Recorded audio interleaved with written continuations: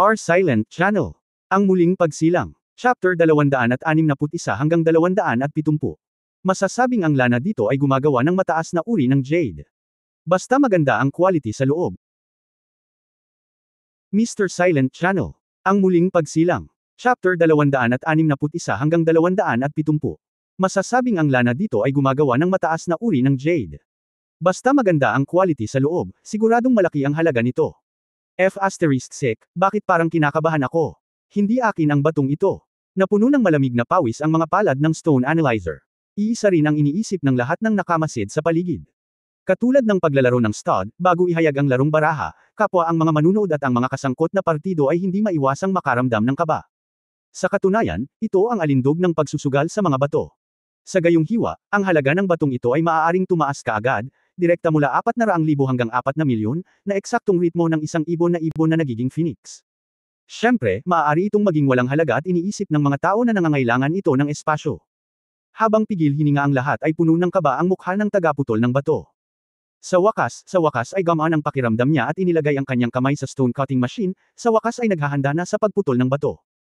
Sa tunog ng cha-cha, nadulot ng alitan sa pagitan ng gamit ng lag-ari at ng bato, nagtaas ang puso ng mga nanunood at tinitigan nilang mabuti ang lugar kung saan naputol ang mga ngipin ng lag-ari. Tubig. Matapos itong putulin, mabilis na pinakiusapan ng tagaputol ng bato ang isang tao na diligan ng hiwa upang makita kung ano ang lumabas. Hindi nagtagal, kumuha ng watering can ang isang katabi niyang katulong at nagsimulang magdilig. Matapos ang lahat ng mga labi sa paligid ng paghiwa ay hugasan, ang pamutol ng bato ay kumuha ng isang maliit na row brush at maingat na inalis ang mga labi mula sa paghiwa. At pagkatapos ay tumingkayad doon at pinagmasdan ng mabuti.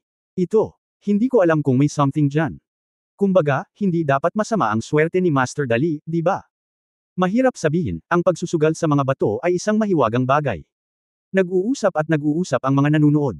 Ang dila ay nagpapahayag ng mga opinyon at nagsasabi ng kahit ano. Siyempre, sa huli, ang lahat ng talakayan ay nakatuon sa swerte ni Hong Dali. Okay, magsisimula na naman, tingnan mo. This time, matapos buksan ng stone cutter ang stone cutting machine, hindi na siya nagdalawang isip pa at direktang pinutol ito gamit ang kanyang mga kamay. Sa tunog ng friction ng cha-cha, nahulog ang buong piraso ng lana mula sa gitna. Nahati sa dalawa. Oh, hindi lumabas. Buntong hininga ang nanggaling sa mga taong nakapaligid dito. Malinaw, walang berdeng kulay sa mga hiwa na ibabaw sa magkabilang panig ng lana, na nangangahulugan na ang bato ay isang nawalang taya. Master Dali, tingnan mo. Sa isang strike, nawala ang 400,000 yuan, at medyo napahiya ang stone analyzer. Ngunit ito ay hindi dapat gawin sa sinuman. Madaling makapag-alok si Hong Dali ng reward na 10 o 100,000, kaya hindi niya ito seseryosohin kung 400,000 lang. Kaya medyo kalmado siya, kung hindi ka lalabas, hindi ka lalabas. Walang masyadong bato. Putulin ang mga ito ng paisa-isa, at maaari mong putulin ang anumang gusto mo. Pagkatapos ay nakahanap ng upuan si Hong Dali at umupo, kinuha ang kanyang perpektong gintong telepono, at nagsimulang magbasa ng nobela, mukhang nahihilo habang nagbabasa. Nakangiting sabi niya, "Oy, maganda ang signal, tingnan mo ang bilis, parang broadband." Ano, pinutol mo ang sarili mo, at tawagan mo ako kapag naipadala na. Nakakatamad talaga panuurin ang pagputol ng mga bato. Lahat ng tao sa paligid nila ay lumuhod. Hindi naman kasi sila nakakita ng walang pusong mga tao noon, pero ito talaga ang unang pagkakataon na nakakita sila ng taong may ganoong kalaking puso. Iyan ay 10 milyon. Iyan ay 10 milyong piraso ng hilaw na material. Ang bagay na ito ay hindi man lang nagdaragdag. Tumakas ka lang at naglaro sa phone mo nang hindi man lang tumitingin.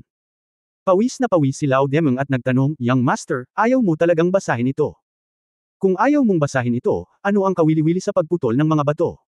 Tumingin si Hong Dali sa kanyang telepono, lahat ng librong sinusubaybayan ko ay na-update. "Putulin mo muna ito, tawagan mo ako para sa paghahatid." "Oo nga pala," sabi ni Hong Dali nang hindi itinaas ang kanyang ulo, "kung gusto mong magsaya, maaari kang pumunta at maghiwa ng ilang piraso." "Kalimutan mo na, papanoorin ko lang to. May daan-daang libong mga bato, hindi ko ito kayang bayaran." Si Luo Demeng ay naglakad pabalik sa kanyang orihinal na posisyon. Sa oras na ito, ang tagaputol ng bato ay naghahanda na upang putulin ang pangalawang bato ang isa na interesado sa nasa katanghaliang gulang na lalaking may bigot. Kinagat ng stone analyzer ang kanyang mga ngipin at itinatak ang kanyang mga paa, at isang cha-cha na tunog ang tumunog. Pagkatapos hugasan ito ng tubig, biglang umalangaw ang isang nakasisilaw na sigaw, "Galit na galit ako." Ito ay ang nasa katanghaliang gulang na lalaki na may bigot. Sigaw ng isang lalaki. Naputol pala talaga ang jadeite sa piraso ng lana na interesado siya. Napaka-uniforming kulay ng jade. Sa oras na ito, ang orihinal na maingay na karamihan ay biglang tumahimik. Hindi nila inaasahan na ang pangalawang piraso ng lana na binili ni Hongdali ay magiging jadeite. Ang stall na orihinal na 1 o 200 tao lamang ang nanunood ay biglang nagsisiksikan, at ang mga tao sa likod ay nagsisiksikan pa rin, na gustong pumunta at tingnan ang kaguluhan. Young Master, magandang balita. Tumakbo si Lao Demeng sa abot ng kanyang makakaya, tumaas na. Tumaas na. Young Master, jade pala ang piraso ng lana na binili mo. Oh, at Lao Demeng ang kanyang ekspresyon ay ganap na kabaligtaran.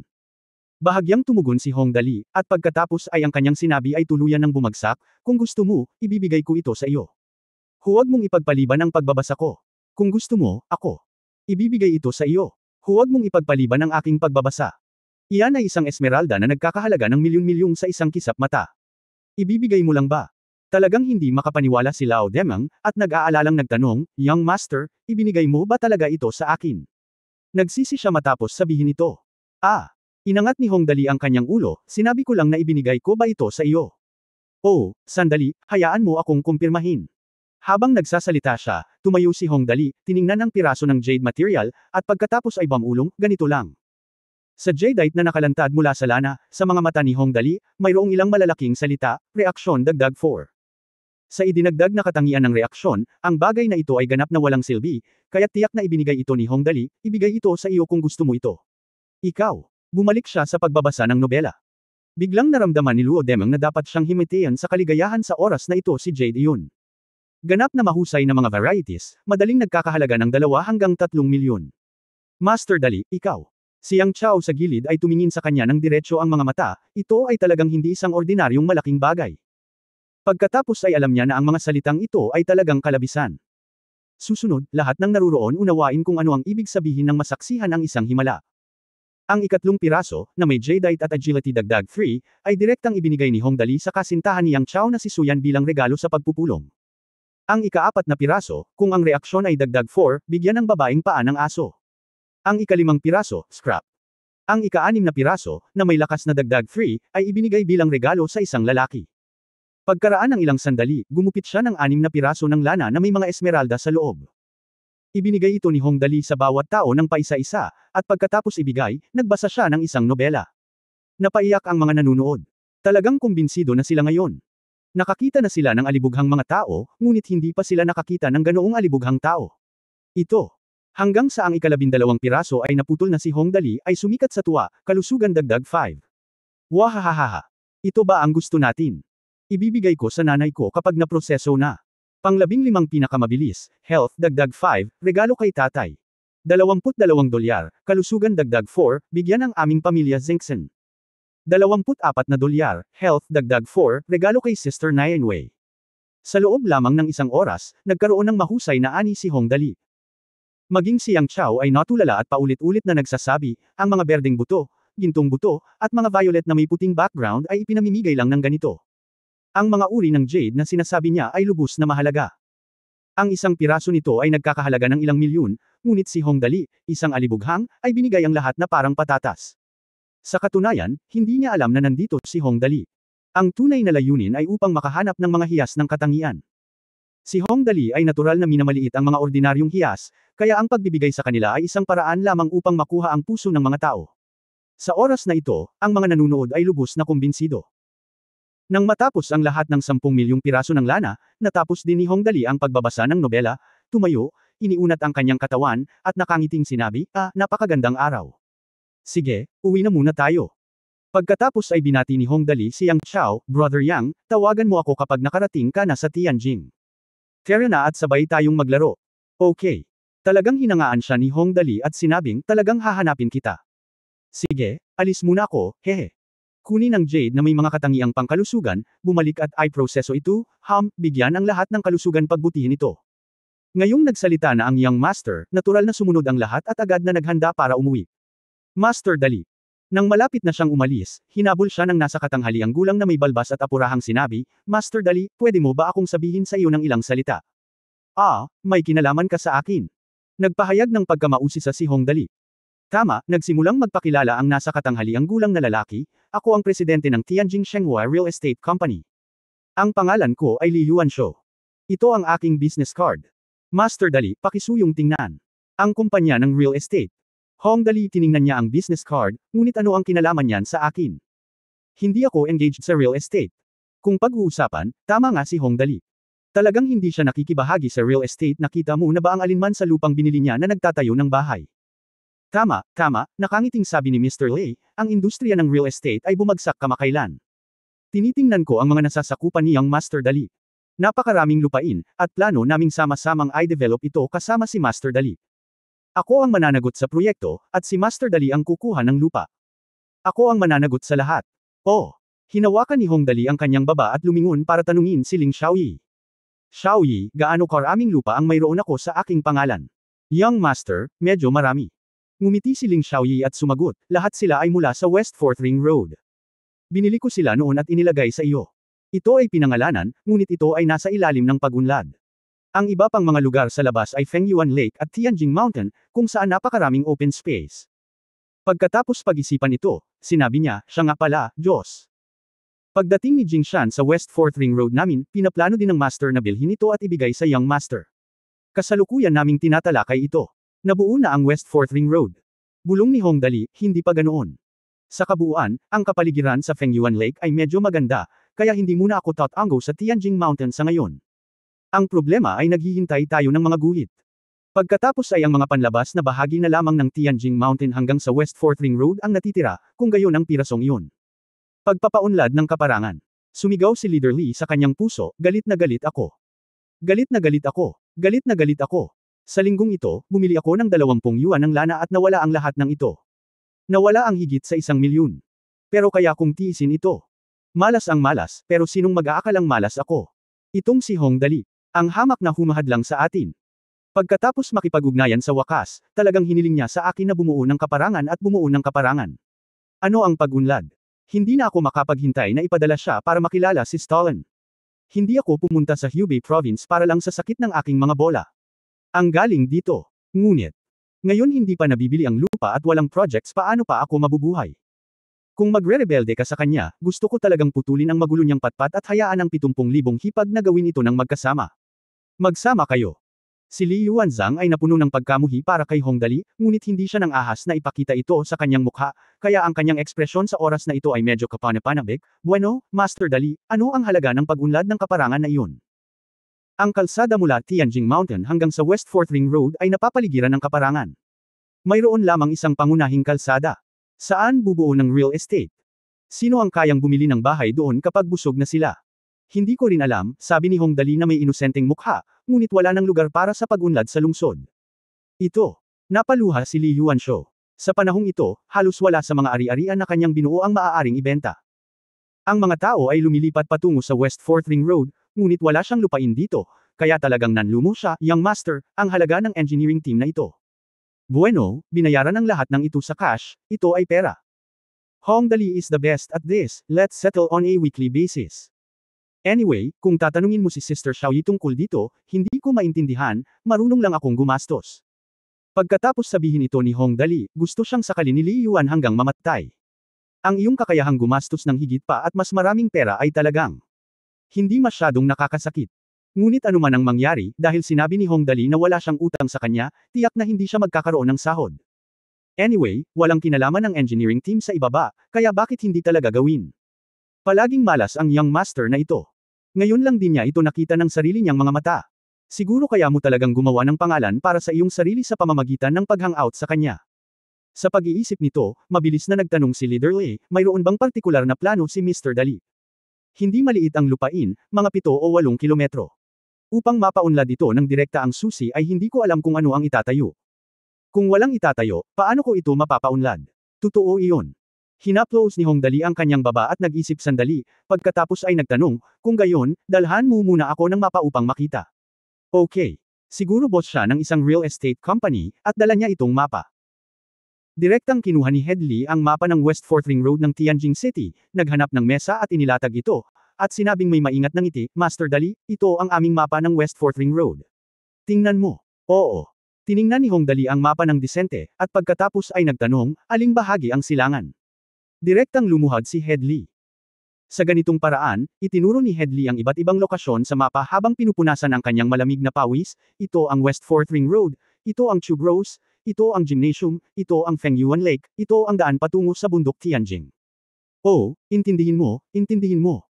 Madaling magkaroon ng reference coordinates, itinuro ni Hongdali pagtingin sa labas ng bundok Tianjing, gusto kong magtayo ng paaralan dito. Dapat may isang uri ng restaurant, canteen, tindahan ng stationery o kung ano sa tabi ng paaralang ito, tama ba? Anyway, malamang na may mga bagay na ito sa harap ng paaralan, kaya natural na ibinuka ni Hongdali ang kanyang bibig. Halika. Oo, tumanggo si Li Yuansho, pagkatapos ay magtayo ng isang komersyal na gusali sa tabi ng paaralan. Hindi naman ako nagmamadali sa building. Medyo espesyal ang style ng school ko. Hinaway-kaway ni Hongdali ang kanyang kamay, huwag magmadaling gumawa ng kahit ano. Lu, tulungan mo ako sa kailangan ko. Okay. Tumanggo si Leader Lee, magaling ako dito. Pagkatapos, gumawa tayo ng isang komersyal na kalye para sa araw na ito, nakangiting sabi ni Hongdali. Itinayo sa tabi ng pader ng lungsod ng paaralan. Ang pagtatayo nito sa tabi ng paaralan ay tiyak na magiging mas madaling upa at ibenta. Sa puntong ito, naramdaman ni Pangulong Lee na may mali, ang pader ng lungsod ng paaralan. Oo, nakangiting sabi ni Hongdali. Ang paaralan ay itinayo ayon sa sukat ng lungsod. Head Lee. Ate mo. Ito ang unang pagkakataon na narinig ko na ang paaralan ay itinayo ayon sa sukat ng lungsod. May balak ka bang magrebelde? Ay treto ang paaralan bilang isang lungsod. Ngunit hindi nagtagal, natauhan si Pangulong Lee, Master Dali, nagpaplano ka bang magtayo ng isang lungsod ng direkta sa kaparangan na ito? Ang paaralan ay isang lungsod. Tiyak na maraming mga gusali sa paligid nito. Lungsod. Bumulong si Hongdali at tumingin muli sa mapa, nagniningning ang kanyang mga mata habang nakatingin dito, ayaw mo talagang sabihin. Habang sinasabi niya iyon, mabilis niyang tinanong si Tang Moxon sa tabi niya, Zengsan, anong ginagawa mo? Paano kung magtatayo na lang ako ng lungsod dito? Tang Moxon. Wala ka talagang planong magtayo ng lungsod, di ba? Galit na sinabi ni Tang Moxon, Dali, nagbibiro ka ba talaga ngayon? Isang lungsod. Isang lungsod. Magkano ang halaga niyan? Hindi gaano, tama. Si Hongdali ay nagsimulang magbilang sa kanyang mga daliri, ang lupa ay dapat na mabili sa lalong madaling panahon. Well, ito Mr. Lee ay nakikibahagi sa engineering at construction, kaya ang paaralan ay hindi isang malaking problema. Ito ay hindi masyadong mahal. Sa puntong ito, nadama ni Hongdali na sa wakas ay natagpuan na niya ang kanyang layunin sa buhay. Gusto naming mawala ang lahat. Gagastos tayo ng maraming pera. Sisirain natin ang lahat. Nais naming bumuo ng isang lungsod sa mundong ito. Isang lungsod tulad ng Dubai sa Earth. Kahit na bumuo ng isang mas mahusay na lungsod kaysa sa Dubai. Kami ang unang alkalde ng lungsod na ito. Nakapagdesisyon na ako. Malakas na tumawa si Hongdali, magtatayo ako ng lungsod sa kaparangan na ito.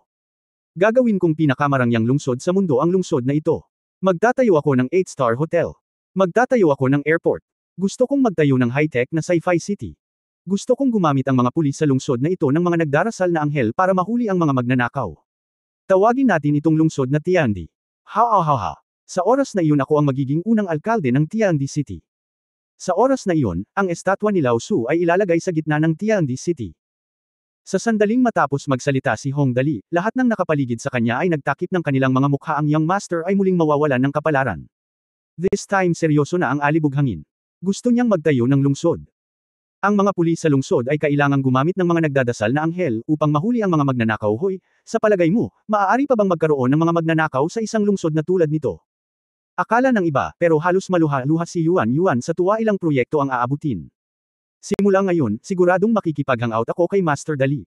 Kaya tumanggo si Yuan at ngumiti kasama niya, well, paano kung tawagin na rin kitang young master mula ngayon? Sa tingin ko ang iba ay tinatawag ka na. Okay. Pinaalalahanan ni Yuan Lee ang kanyang sarili at sinabing, ipinaliwanag ko lang na maaari kang pumili ng alinman sa mga esmeralda na lalabas, at nga pala, hindi mo maaaring hawakan ang mga gusto ko. Anyway, puro quick reaction sila at hindi naman pwedeng ibenta, so I give them away without any explanation. Biglang nakaramdam ng tuwa si Pangulong Lee na malapit na siyang mahimatay. Biglang dumating ang kaligayahang ito na hindi niya kinaya. Sa tingin ko, ang kabuoang sukat ng kanyang kumpanya ay ilang daang milyon lamang, na itinuturing pa ring fixed asset, at ang taunang tubo na 10-10 milyon ay hindi masama. Bilang resulta, si Hongdali ay ginantimpalaan ng milyon-milyong esmeralda sa sandaling ibukan niya ang kanyang bibig. Labis ang pasasalamat ni Pangulong Lee na sulit para sa young master na sumigaw, young master, kung gayon. Kung gayon, hindi ako magiging magalang. Pangako. Mula ngayon, gagawin ko ang lahat ng iyong proyekto sa pinakamababang presyo. Si Lao Demeng sa gilid ay humanga. Sinong nagsabing bobo at mayaman lang ang young master? Tingnan mo ang paraan nila para makuha ang puso ng mga tao. Talagang sinisingil nila ang pinakamababang presyo. Hindi sa banggitin ng isang lungsod, lamang ang pagtitipid sa gastos ng ilang malalaking gusali. 10 yuan ng jade na ito ay sapat na. Gayunpaman, kailangan pa ring magpasalamat ni Pangulong Lee sa Young Master. Nako, napakahusay ng mga random na pamamaraan ng Young Master. Mga damit. Talagang impressed. Hindi nagtagal, pumili si Pangulong Lee ng magandang piraso ng jade at inilagay ito sa tabi niya na parang bukol. Tuwang-tuwa ang mga mata niya habang nakatingin pa lang dito. Syempre, pinaghirapan pa niya. Young Master, tingnan mo. Nandito ang paaralang ito, di ba? Dapat iba't ibang tindahan sa paligid, kaya't maaari pa tayong magtayo ng isang komersyal na kalye. Wala nang tao rito, kaya't maaari rin tayong magtayo ng ilang residential area sa paligid. Bayaan mo na lang. Sa pagkakataong ito, talagang tinuring niya si Hong Dali bilang kanyang pinagkakatiwalaan at kanyang tunay na kaibigan.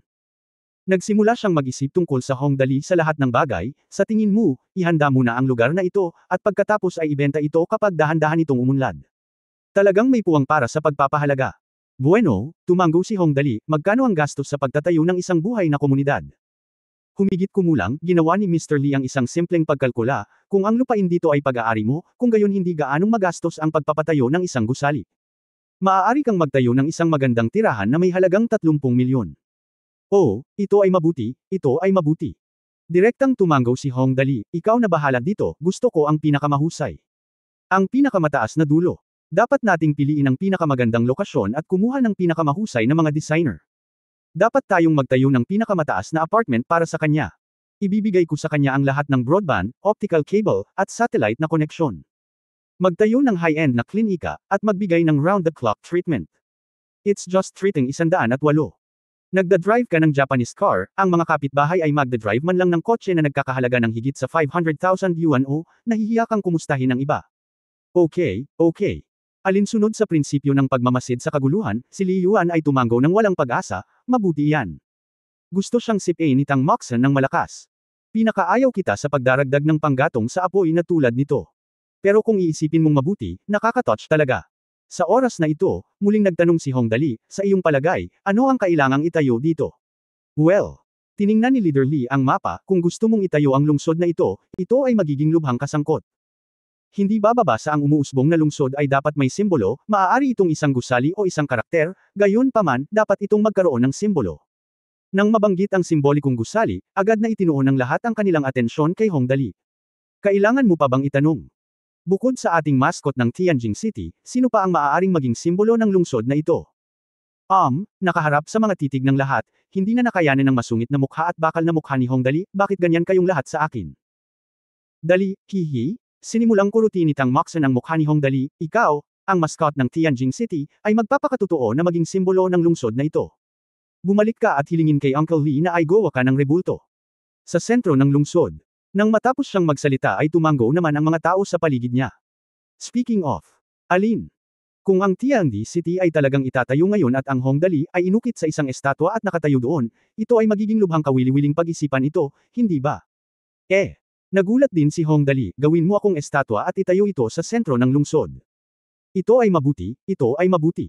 Kaya excited na sinabi ni Hong Dali, kung gayon, gusto ko ng abstract. Kaya naayos na ang usapin. Nakangiting sinabi ni Li Yuanshu, sa tingin ko, gagana ito kung ang imahe ng Young Master ay gagamitin bilang simbolikong figure. May kilala akong 2 iskultor, hahanapin ko sila pagbalik ko. Sa gawa ng Young Master, dapat tayong bumuo ng isang malaki. Kung hindi, ang mga taong gumagawa ng engineering at ang mga gumagawa ng mga iskultura ay madalas na hindi hiwalay sa isa't isa, at hindi rin maaaring gawin sa mga ordinaryong lugar ng tirahan. Maglagay ng ilang mga eskultura upang mapabuti ang kalidad. Kaya pagdating sa rebulto ni John Hong Dali, natural na kumilos kapag oras na para kumilos. Ngayon, si Hong Dali ay naging unang alkalde ng Tianjin City, at siya mismo ang nagtalaga. Ipinagpatuloy ni Pangulong Lee ang pagpapakilala, sa simbolong ito, ang susunod na bagay ay pamamahala ng administratibo, ngunit ang aspetong ito ay hindi madaling hawakan. Di bale, tatanungin ko si Tito mamaya, hehe. Ito ay halos wala sa iba. Posibleng magawa ang isang bagay, ngunit para kay Hong Dali, wala talaga kung pinuprotektahan siya ng tiyuhin ng pinuno, hindi magiging problema na magkaroon man lang ng pangalan para dito, kahit na hindi niya talaga hawak ang tunay na kapangyarihan. Si Pangulong Lee ay karapat-dapat na maging isang veterano na nabuhay ng higit sa 50 taon at nakikibahagi sa konstruksyon. Marami siyang alam, ang mga susunod na hakbang ay ang mga daungan, kargamento, pagproseso ng kalakalan, pagpapaunlad ng turismo, telekomunikasyon at hydropower, mga high-tech na industriya, pananalapi, at iba pa. Kailangan ng Young Master na humanap ng taong haharap dito, kung hindi, hindi niya ito maisip.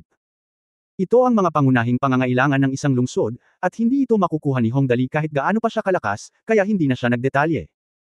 Aniya, gayunpaman, karaniwang hindi ibinibigay ng mga bansa ang lahat ng mga bagay na ito sa kamay ng isang tao, at tiyak na may ipapadalang komisyoner. Ang susunod na hakbang ay transportasyon. Itinuro ni Headley ang mapa, hindi kailangan ng aviation sa ngayon. Ang ibang mga city bus, taxi, long distance bus, at iba pa ay dahan-daang bubuuan. Kakailanganin lamang ang mga iyon pagkatapos na magkaroon ng mga residente. Hindi na kailangang isaalang-alang ang iba pang mga Young Master sa ngayon. Pagkatapos sabihin ito, nag-isip si Yuan Li saglit, biglang natigilan, at sinabing, speaking of which. Young Master, mukhang wala na talagang dapat pag-abalahin sa ngayon, ang pagtatayo lang ng mga gusali. Iyon lang. Itim na mga ngalakal, malaking itim na mga ngalakal. Pagkatapos maglibot sa isang bilog, bumalik siya sa pagtatayo ng mga gusali. Well, hinaplos ni Hong Dali ang kanyang baba at tumingin sa mapa, tulad ng isang mahusay na tao, kung gayon simulan mo muna ang pagtatayo. Ang residential area ay itatayo muna, at ang administrative building ay hindi papansinin sa ngayon. Isang walang silbi, 2 o 3 gusali ng opisina, at 5 o 78 kalsada. Hoy, Xiaoyi, magkano ang halaga nito? Kung susundin natin ang karaniwang estilo ng Young Master, ang residential complex ay may 5 budget, na humigit kumulang 150 milyon. Ang administratibong gusali ay 20 milyon, at ang 4 na gusali ng opisina ay 60 milyon, na halos pareho. Ang pagtatayo ng kalsada ay 20 milyon, sa kabuuan ay oo. 115 milyon. Oo, tama iyan. Sa wakas ay sumang-ayon si Hong Dali, kumuha ng isa pang 5 milyong estatwa upang makagawa ng isang bilog na bilang na 120 milyon. Ha. Sa pagkakataong ito, mahigit 100 milyon na ang pumasok, hindi bababa sa mahigit 100 attribute point. Astig. Tinampol ni Tang Moxon ang kanyang noo, oh my god. Pero kahit ano paman, at least hindi masama ang paggawa nito, at least may maibabalik ka. Ngayon ay nagpahayag ng suporta ang New Lansiang Academy City-State. Bagamat hindi sigurado si Tang Moxon sa mga tiyak na dahilan, hanggat sinusuportahan ito ng Estado, tiyak na magiging maayos ito. Para lamang sa bagong Lansiang na ito, ang lugar na ito ay dapat na umunlad sa hinaharap. Sa mga residential na komunidad na sumusuporta dito, ang lupaing ito ay tiyak na magiging kanya sa hinaharap, kaya't maaari niyang hayaan na lang si Hong Dali na gawin ang lahat ng gusto niya. Masaya si Hong Dali dito, at napakasaya rin dito ni Yuan Shou. Ngayon, nakipag-ayos kami ng deal na nagkakahalaga ng 120 milyon. 120 milyon, ang pinakamahalagang bagay ay hindi mo kailangang magbayad ng gasto sa iyong sarili. Kaya't sinabi ni Yuan Li na may matangkad ng ngiti, Young Master, kailan ako magsisimulang magtrabaho dito? Medyo excited na talaga siya sa mga oras na ito, nakangiti ang mga mata, at pinagdikit ang mga kamay para kurutin at kurutin. Parang ganun. Ang tunay na pinuno ng Estado. Walang nagmamadali, sabi ni Hong Dali. Kung kailan magsisimula ang konstruksyon, hindi agad makapagsimula ang Hong Dali. Kahit papaano ay kailangan niyang hintayin ang tiyuhin ng pinuno na gumuhit ng mga guhit. Kaagad niyang iwinagayway ang kanyang kamay at sinabing, hintayin mo munang mailabas ang mga guhit ng aking paaralan bago simulan ang pagtatayo. Tandaan, kumuha ng pinakamahusay na mga taga-disenyo at magtrabaho ng gusto upang makagawa ng mga dekalidad na produkto. Huwag sirain ang tanda. Ako ay isang simbolikong figure ngayon. Oo, tiyak. Bagamat hindi niya pinirmahan ang kontrata, hindi natakot si Yuan Li na pagsisihan ito ni Hong Dali. Hindi talaga sinasadya ng Young Master na ito ang sinasabi niya. Ngayong natapos na ang lahat, medyo napagod si Hong Dali at uuwi na sana kaagad, okay, bumalik muna tayo sa Chenwei Building. Maglalaro ako ng mga bato habang lahat ay sumasakay sa kotse. Pero sa hindi inaasahang pagkakataon, uuwi na siya. Biglang nakatanggap ng tawag si Lao Demeng. Kalmado ang pag-uusap noong una, ngunit hindi nagtagal ay nagbago ang kanyang ekspresyon. Sumigaw siya sa telepono, ano? Anong sabi mo? Damn! Bullying! Sobra na yan! Karaniwan, hindi dapat masyadong excited ang isang taong kasing kalibre ni Lao Demeng, kaya nang isigaw niya ito, napatingin ang lahat sa kanya, at nagtatakang nagtanong si Hong Dali, Mr. Lao, anong nangyayari? Sino ang bubuli sa iyo? Pagkatapos ibaba ang telepono, lumapit si Luo Demeng at nakangiting nagsabi, Hollywood. Lahat ng nakapaligid sa kanya ay na-curious kahit si Pangulong Lee ay hindi umalis at nagtanong, ano ang problema sa Hollywood? Ang mga taong iyon ay nagbabago araw-araw, at pinahihirapan lang nila ang mga tao para sa kasiyahan. Ito ay tungkol sa teknikal na suporta, malungkot na sabi ni Luo Demeng, noong huling beses na pumunta si James sa Young Master para hiramin si Xuanwu, ngunit hindi ito hiniram ng Young Master, at ngayon ay inalis na nila ang lahat ng technical staff sa ating langit, at sa pagkakataong ito ay nagkakamali. Napakalaki nito. Ang kumpanya natin ay pinagalitan ng ating mga kasamahan. Ha! Si Hong Dali ay hindi masyadong nag-isip tungkol dito, ngunit hindi lang siya nanghiram ng malaking pagong. Gaano kaya kalaki ang problema nito? Ngunit ngayong narinig niya ang sinabi ni Lao Demang, pakiramdam niya ay may mali. Noong panahong iyon, dumating si James upang hiramin ang malaking pagong, at ang presyong inaalok niya ay 2 milyong US dollars lamang. Imposible raw na makagawa ng ganoong kalaking momentum. Ngunit ngayon narinig ko mula kay Luo Demang na talagang binawi ng Hollywood ang lahat ng teknikal na suporta, kaya tila ang bagay na ito ay hindi simple. Zinkson, ano sa tingin mo? Lumingon si Hong Dali para tingnan si Tang Moxon. Sa oras na ito, ang dalawa sa kanila ay maihahambing kay Zhuge Liang. Ang bagay na ito ay hindi dapat kasing simple ng hindi paghiram ng pagong. Pinag-isipan ito ng mabuti ni Tang Moxon at sinabing, Dali, isipin mo, hihiramin daw nila ang pagong para gumawa ng pelikula. Kahit hindi nila hiramin, hindi magiging malaki ang impact. Sa Western world, hindi sila masyadong interesado sa ating Xuanwu. Ang mas gusto nila ay ang higanteng dragon na may pakpak. Oo, ano ang susunod? Patuloy na tanong ni Hong Dali. Kung gayon, sa palagay ko ay gusto nilang hiramin si Xuanwu, at ang papel na ginagampanan niya ay hindi dapat maging isang desenteng papel, bulong ni Tang Moxon, kung ganoon, dapat. Sa palagay ko ito ay dahil sa pagkakakilanlan ng pagong. Nang dumating si James, ngunit sinabi niya na naiintindihan niya ang kahulugan ng Xuanwu sa ating mga makalangit na tao. Xuanwu, ano ang ibig sabihin nito? 2 beses na bamulong si Hong Dali, at biglang lumiwanag ang kanyang mga mata, ang dahilan ay dapat ang kahulugan ng malaking pagong. Young Master, ano ang sasabihin mo? Nang marinig ang sinabi ni Hong Dali, biglang naging curious ang lahat sa paligid niya. Natural na naunawaan ni Tang Moxon sa oras na ito at mabilis na nagpaliwanag, isipin mo ito, mula nang ipanganak si Xuanwu, tayo sa kaharian ng langit ay may mataas na espiritu ng pakikipaglaban. Ngunit si Jian Laimei ay palaging itinuturing na numero 1 kalaban. Kung ikaw siya, nagmamadali ka ba? Kaya, ito ay dapat ang kanilang intensyon. Ang layunin ay alisin ang pagong na ito sa isang deliberate na opinyon. At dahan-daang tumagos dito ang malaking pagong sa oras na iyon, isang malaking pawikan lang, na sisir sa ating pakikipaglaban sa kaharian ng langit ng walang anumang suntok. Nang sabihin niya ito, tuwang-tuwang niyakap niya ang braso ni Hong Dali at nakangiting sinabi, Dali. Napaka-discerning mo nang hindi mo sila hiniram. Oh! Kinagat ni Hong Dali ang kanyang mga labi, syempre, paano ko ito mahihiram? Sa pagkakataong ito, nag-react din si Luo Demang, tumango siya bilang pagsang-ayon at sinabing, bueno, maganda nga iyon. Kung ipahiram ang malaking pagong, tiyak na mas malaki ang kawalan kaysa sa maliit na perang kikitain. Young Master, kung hindi, magdaraos ako ng press conference para ipaliwanag ito ng mabuti, kaya hindi na dapat masyadong pakialaman ang lahat. Okay lang yan. Sa oras na ito, iniisip ni Hong Dali ang tungkol sa iba pang mga bagay, kung maglakas loob silang maglaro, makipaglaro tayo sa kanila. Humph, hindi ba Hollywood lang? Sinabi ni Hong Dali kay Yuan Lie, bumuo ng ilang gusali sa tabi ng aking paaralan. Sa pinakamasama, gagawa pa ako ng ilang pelikula para makipaglaro sa kanila. Marami pa tayong pera para gumawa ng mga pelikula.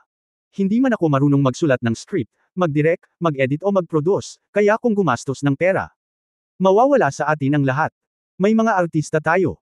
Hindi ko masyadong iniisip ang tungkol dito, ngunit ngayon ay tumatalon-talon sila, at tiyak na tinatapakan nila siya hanggang sa mamatay.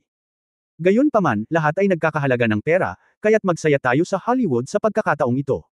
Sige, uwi na muna tayo. Ngayong nakapagpasya na siya, pinitik ni Hong Dali ang kanyang mga daliri, lahat, mauna na tayo. Maglaan tayo ng oras sa Hollywood. Sabi niya at pumasok na sa sasakyan. Bilang resulta, nang si Tang Moxon at ang iba pa ay susunod na, pinigilan siya ni Lao Demang, Miss Tang, maaari mo ba akong pakinggan? Bakit siya pinigilan ni Luo Deming? Kakaibang tanong ni Tang Moxon, boss, ano ang nangyayari sa iyo? Lam-ingalinga si Lao Demang at palihim na sinabi, may mali, at may kinalaman ito sa Young Master. Pagkatapos sabihin mo kay Dali, ano ang gusto mo sa akin? Nagtataka na tanong ni Tang Moxon. Iyan ang nangyari. Nang makitang nagtataka sina Ling Xiaoyi at Li Nianwei na papalapit, sinabi ni Luo Deming, sa loob lamang ng kalahating taon, ika-10 ng Oktubre sa taong ito ay magiging International Film Festival ng France. Napakaraming bagay na dapat isipin ng Young Master. Hindi ba niya gustong magtayo ng lungsod? Ikinalulungkot ko na abalahin siya. Pagkatapos nating gawin ang kabataang master ng sama-sama. Maganda ang pakikitungo sa akin, at ganoon din ako, hindi ka maaaring maging isang puting matang lobo, tama ba? Gusto mo? Matapos marinig ang sinabi ni Lao Demang, biglang natuwa si Tang Moxon, surprise Dali. Manalo ng award sa International Film Festival ng France. Tulad ng sinabi niya, inilabas ni Hong Dali ang kanyang ulo sa bintana ng kotse, sumakay ka sa kotse at umuwi, ano ang iyong pinag-uusapan? Dali, magpahinga ka muna, Commandant Sitang Moxon kay Hong Dali, mag-aral tayo ng ilang mga walang kwentang bagay, tungkol sa mga bato. Nanliligaw ka na. Bulong ni Hong Dali, kung gayon, babasahin ko muna ang nobela, bilisan mo. Xiaomei, halika at yakapin mo ako. Alam ko.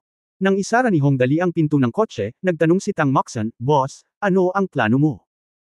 Tumingin si Lao Demeng kay Li Nianwei at sinabing, ang Nianwei ay ang pinakasikat na diyosa sa bansa ngayon, at ang pangalawa sa pinakasikat ay ang Tai Yajing, Nianwei. Si MS Wei ay walang oras na magpelikula ng Saint of the Goddess, ngunit si MS Tai Yajing ay may oras. Iniisip ko, dahil gagawa tayo ng isang malaking puwersa sa lahat ng oras na ito sa mga kumpanya ng pelikula, ang cast at ang mga artista sa telebisyon. Kumpanya, kung tayo ay nagtutulungan, ito ay dapat na mas epektibo kaysa magtrabaho ng mag-isa.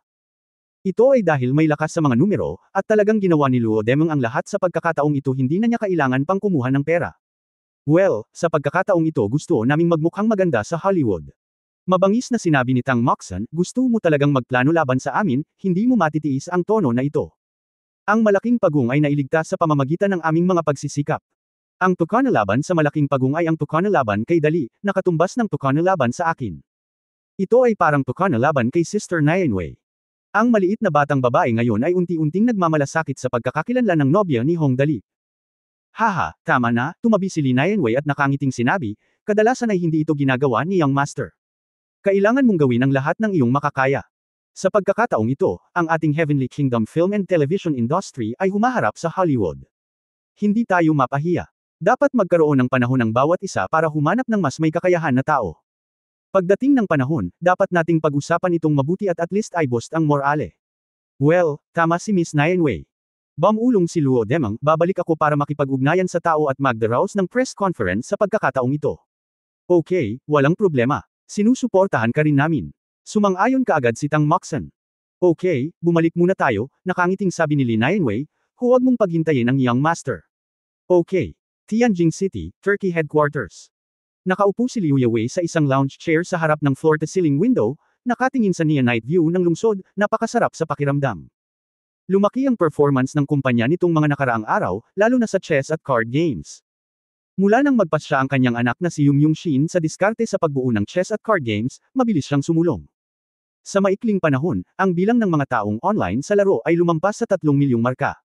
Bagamat sa kasalukuyan ay hindi pa ito nagsisimulang kumita, ngunit maaari itong asahan. Kapag nagsimula kaming gumawa ng ilang proyektong nakabatay sa bayad, kikita kami ng hindi bababa sa $1 milyong araw-araw. Mukhang maganda ang diskarte ni Meng Xin. Huminga ng malalim si Liu Yewei, iniwasan namin ang direktang salungatan sa Hong Dali. Haha, ang kumpanya ng larong iyon ay inatake ng mga hacker sa buong 36 na oras. Sa oras na napagtanto ko ito, ang aking turkey chess at card game ay nakakuha na ng higit sa 1 milyong hit. Hindi ko matanggap, Meng Xin, ang batang ito ay talagang may masamang pangitain. Sa puntong ito, kahit na sa pagmamalaki ni Liu Yewei, hindi niya mapigilan. Hindi ko siya hinahangaan, ngunit ang panganay na anak na pinakamaaasahan ko ay may sariling pakulo. Mr. Liu, hindi maganda. Nang iniisip ito ni Liu Yewei, biglang pumasok ang katulong sa takot. Nang makita niya ang kanyang pangalan, sumigaw siya, Mr. Liu, hindi maganda. Matanda, hinimatay ang matanda ngayon. Pumunta ka sa ospital. Suriin, sabi ng doktor. Anong sabi ng doktor? Si Liu Yewei ay sumugod at hinawakan ang kwelyo ng katulong, ano ang problema ng aking ama? Sabihin mo sa akin dali. Hindi pa nakita ng assistant si Mr. Liu, na labis niyang hinangaan, kaya nataranta. Napalunok siya ng mariin at sinabing, sabi ng doktor, ang matanda ay, cancer sa tiyan. Cancer sa tiyan. Cancer. Ang pinakakahilahilakbot na sakit.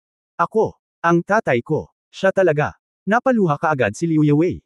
Pagkatapos ng maikling katahimikan, bigla siyang sumigaw ng desperadong, nasaan ang tatay ko? Nasaan siya ngayon? Siya ay, nasa affiliated hospital ng Medical University. Nahihirapang sinabi ng assistant, Mr. Liu, mangyaring huwag kang matuwa. Ang affiliated hospital ng Medical University ay ang pinakamagandang ospital sa Tianjin. Ang Affiliated Hospital of Medical University, ang buong pangalan nito ang Affiliated Hospital ng Tianjin Medical University ay ang pinakamagandang ospital sa Tianjin at maging sa buong kaharian ng langit. Kung walang magagawa dito, kung gayon ang taong ito ay walang pag-asa. Huwag kang excited, hehe, huwag kang ma-excite. Nagsimulang manginig ang katawan ni Liu Yewei at sumigaw siya ng malakas, paano ako hindi masasabik? Tatay ko yun, tatay ko yun. Pinasakay niya ako nung bata pa ako nanunood ng palabas si tatay sa balikat niya. Ihanda ang sasakyan. Ihanda ang sasakyan. Sinabi ni Liu Yewei at nagmamadaling lumabas, pupunta ako. Ang kaakibat na ospital ng Tianjin Medical University. Special Care Ward sa ika-36 na palapag.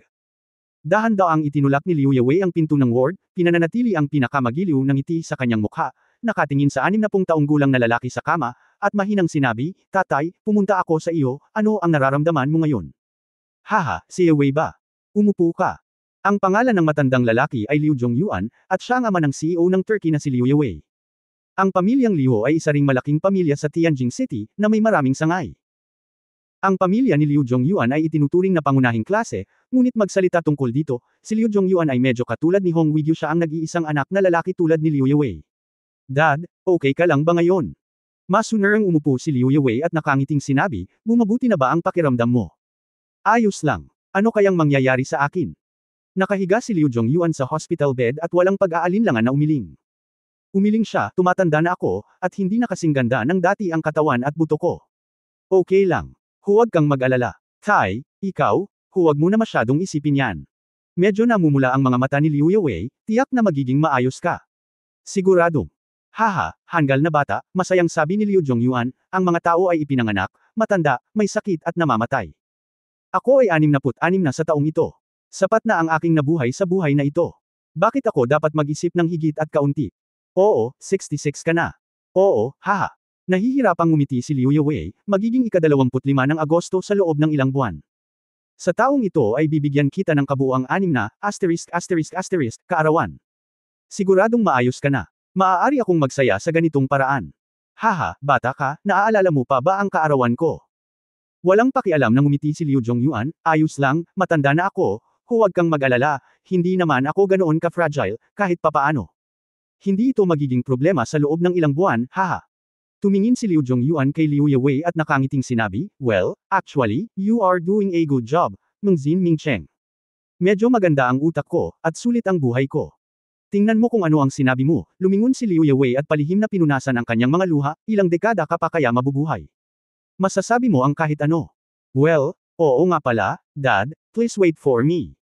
Lalabas ako at tatawag at hihilingin sina Mengzin at Mingcheng na puntahan ka. Pagkatapos magsalita ni Liu Yewei, lumabas siya ng ward nang hindi hinintay na sumagot ang kanyang ama na si Liu Zhongyuan.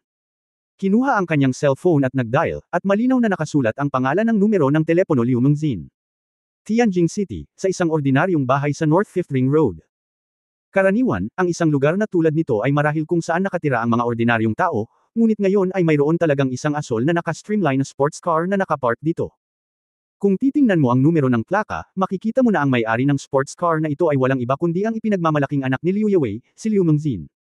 Bilang isang taong parang mapagmataas na anak ng langit, talagang hindi ka panipaniwala na lilito si Liu Mengzin dito.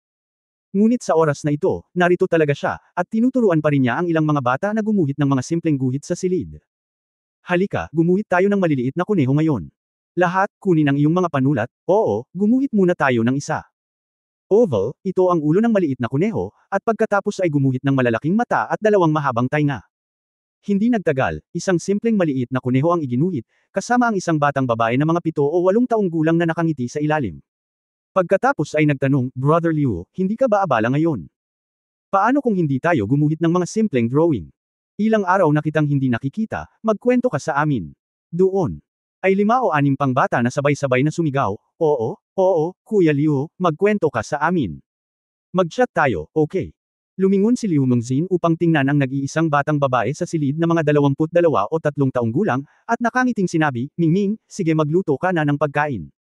Magugutom ang mga bata sa gabi at kailangan nilang kumain ng marami sa panahon ng kanilang paglaki. Kakain ako kasama mo mamaya. Okay, Master, ngumiti ang babaeng nagngangalang Xiaoming.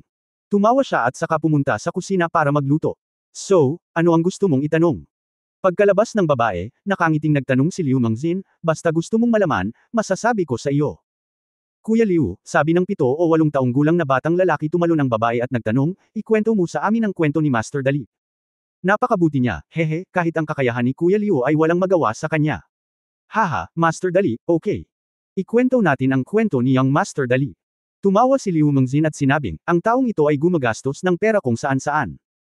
Kung sino pa man iyon, tiyak na mabilis niyang sasayangin ang kanyang pera. Naubos na ang lahat. Hulaan mo. Ang taong ito ay talagang gumagastos ng mas maraming pera, at kahit ako ay hindi kumita ng kasing bilis niya. Kuya Liu, tanong ng isang batang lalaki sa ibaba, paano si Brother Liu? Kung makikipagkumpetensya ka, matatalo ka ba? Well, handa akong aminin ang pagkatalo, nakangiting sabi ni Liu Mengzin, sinubukan kong makipagkumpetensya sa kanya noon, ngunit lumabas na hindi ako makapagsimula sa kanya. Maaari mong gawin ang lahat ng gusto mo. Maaari kang maglaro ng pelikula ngayon, maglaro sa susunod na araw, o magbasa ng nobela kinabukasan. Hindi mo mapigilan, mas mabilis kang tumakbo kaysa sa kuneho. Nakakatuwang marinig ang sinabi ni Liu Mengzin. Ilang bata sa ibaba ang lahat ay nagsasalita, hehe, nakilala na ni Kuya Liu ang kanyang kalaban sa pagkakataong ito. Oo, si Master Dali ay maganda. Nakakamangha. Hindi ko alam kung paano niya nagawa. Hindi man lang siya matalo ni Kuya Liu. Hindi away ang tawag dyan. Si kapatid na Liu ay walang saman ng loob sa kanya. Dapat itong tawaging, pagsigawan, oo, kailangan itong sumigaw. Lumaban ka. Oo, nag-aaway sila. Hehe. Sa pagtingin sa mga cute na bata sa kanyang harapan, si Liu Mengzin ay nasa mabuting kalooban. Hindi sinasadyang nabangga niya ang mga ulilang ito. Noong panahong iyon, ang 6 na batang ito ay ipinagbili sa kabundukan ng mga human trafficker.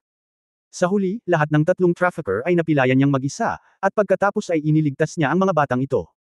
Noong panahong iyon, ang mga maliliit ay 3 o 4 na taong gulang pa lamang. Matapos marinig mula sa mga trafficker na niloko sila mula sa orphanage, ako na lang mismo ang nagpaampon sa kanila. Anyway, nagkaroon ako ng financial ability. Dahil dito, inampun ko sila sa loob ng 4 na taon. Masasabing ang mga batang ito ang pinakamalambot na bahagi ng pagtitiwala ni Liu Ming. Usually every week, pumupunta siya dito para bumisita at magkwento sa ilang bata. Ang bait din ng mga bata. Karaniwang natututo sila ng ilang simpleng pinyin na character na Chinese mula kay Sister Xiaoming, at ngayon ay ipapadala na sila sa elementarya. Napakabilis ng panahon, 4 na taon na ang lumipas sa isang kisap mata, haha. Umiling si Liu Mengzin at sasabihin sana sa lahat ang isang bagay na kawili-wili nang biglang tumunog ang kanyang cellphone. Kumunot ang noo ni Liu Mengzin, kinuha ang telepono at nakitang ama niya ang tumatawag. Dad, ano ang kailangan mong makita ako sa ganitong oras? Sa sandaling nakakonekta ang tawag, ang malakas na boses ni Liu Yewei ay nagmula sa telepono. Mengzin, pumunta ka agad sa Ward 101 sa ika-36 na palapag ng Medical University Affiliated Hospital. Ang iyong lolo may nangyari. Anong nangyari sa lolo ko? Ibinaba ni Liu Mengzin ang telepono at sinabing, malapit na ako. Nang makitang aalis na si Liu Mengzin, ang ilang matitinong bata ay tumigil sa pagsasalita, at ang pinakamatapang na batang babae ay kumilos ng masunurin. Sabi, kapatid na Liu, may nangyari ba kay lolo? Pagkatapos ay pumunta ka na dali, tayo na ang bahala sa sarili natin. Pagkatapos niyang sabihin ito, ang ibang mga bata ay tumango ng marahas na parang maliliit na matatanda. Haha, okay, tandaan na maging mabuti at makinig kay Sister Xiaoming, alam mo ba? Lumuhod si Liu Mengzin, ngumiti at hinawakan ang ulo ng ilang bata, maaari kayong lahat na pumasok sa paaralan sa ikalawang kalahati ng taon, pagkatapos ay papayagan kitang ipadala doon, okay? Okay. Sabay-sabay na sigaw ng 6 na cute na bata. Master Liu, handa ka na bang umalis ngayon? Si Xiaoming, ang babaeng nakarinig ng boses dito, ay nagmamadaling lumabas ng kusina, kailangan mo ba ng tulong ko? Well, naisip ni Liu Mengzin pagkatapos mag-isip ng ilang sandali, dalhan mo ako ng pagkain na niluto mo. Malamang nagugutom ang lolo ko. Okay, malapit na itong maging handa. Matapos marinig ang utos, nagmamadaling bumalik si Xiaoming sa kusina. Kuya Liu, hinawakan ng matapang na batang babae ang kamay ni Liu Mengzin, napakabait at maganda ni Sister Xiaoming. Kuya Liu, gusto mo ba siya? Bakit hindi mo siya isama? Wala tayong problema sa bahay. Xiaoming. Tumingin si Liu Mengzin sa direksyon ng kusina at umiling ng nakangiti, mabait siyang babae, pero, well, siguro dapat ko siyang dalhin sa isang kasal. Para sa aking lolo, hindi ito binibilang. Ano? Sa pag-iisip nito, mahinang sinabi ni Liu Mengzin, kung gayon, dapat ay magaling ka sa bahay. Kung may humiling sa iyo na buksan ang pinto, hindi mo dapat buksan ito, okay? Gayon din, huwag hawakan ang tubig, apoy at mga dekoryenteng kasangkapan. Alam namin. Sagot ng batang babae. Hindi nagtagal, inilagay ni Xiaoming ang pagkain sa insulated lunchbox, at pagkatapos ay umalis sa kusina at ibinigay ito kay Liu Mengzin, Master Liu, lahat ng pagkain ay nakaimpake na. Pumunta ka kaagad, para hindi mabalisa si lolo.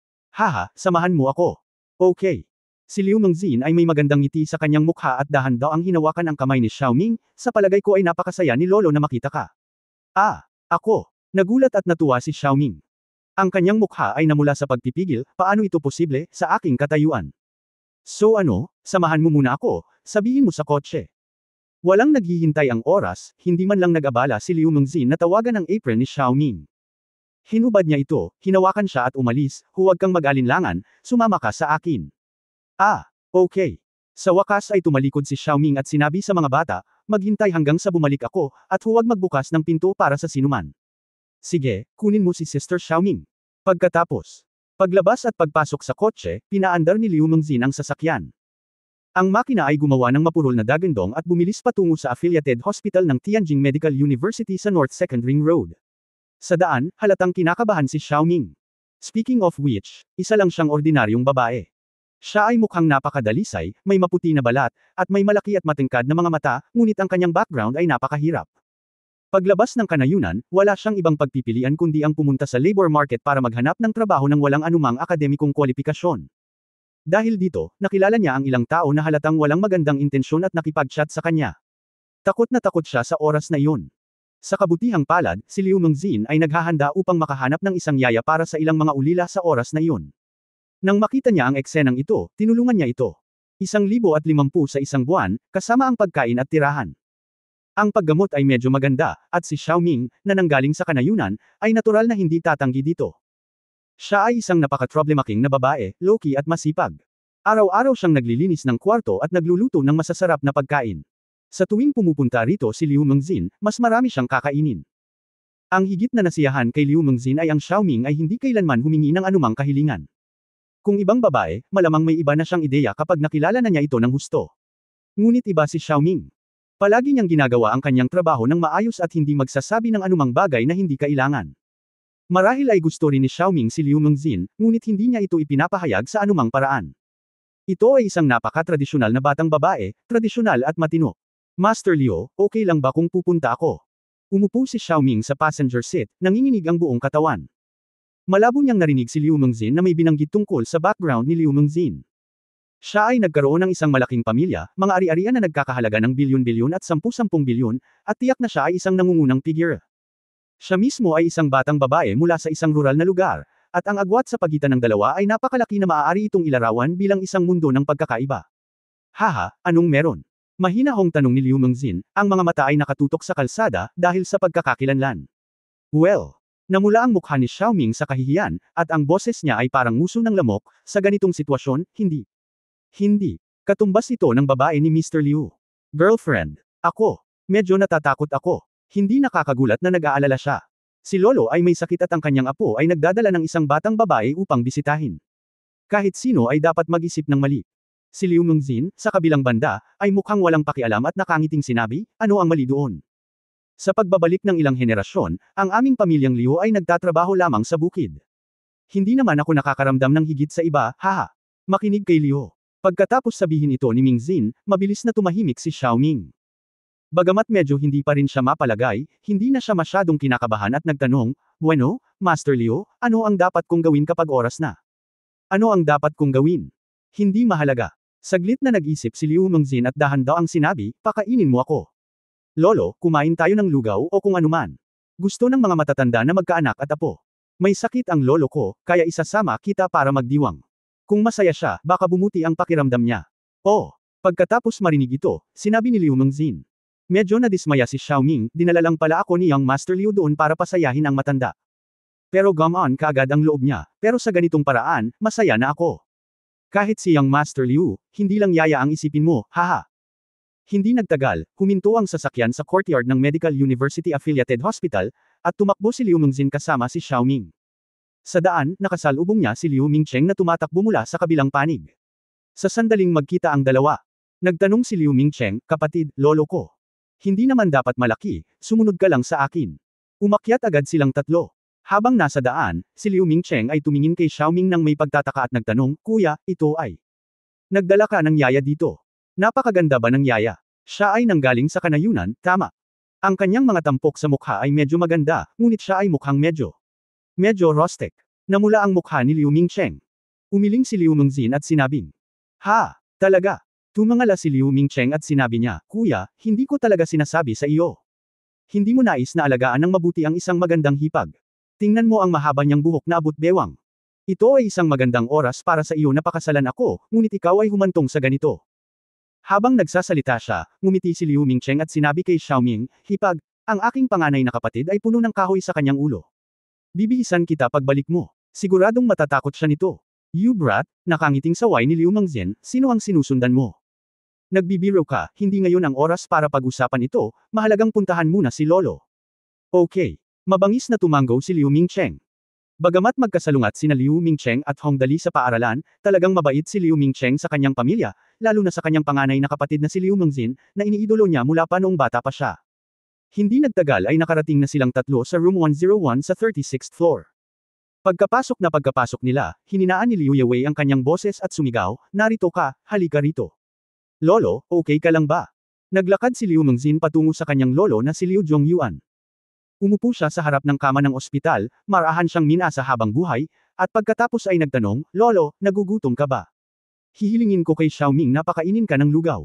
Xiaoming. Oo naman, pagkatapos marinig ang mga salita ni Liu Mengzin, natigilan si Liu Zhongyuan. Biglang lumiwanag ang kanyang mga mata at kumaway siya kay Xiaoming, "Anak, halika rito at hilingin kay Lolo na tingnan." "Lolo." Si Xiaoming ay nahihiyang lumapit at umupo sa gilid ng kama. Pulang-pula ang mukha ng dalaga at medyo nahihiya.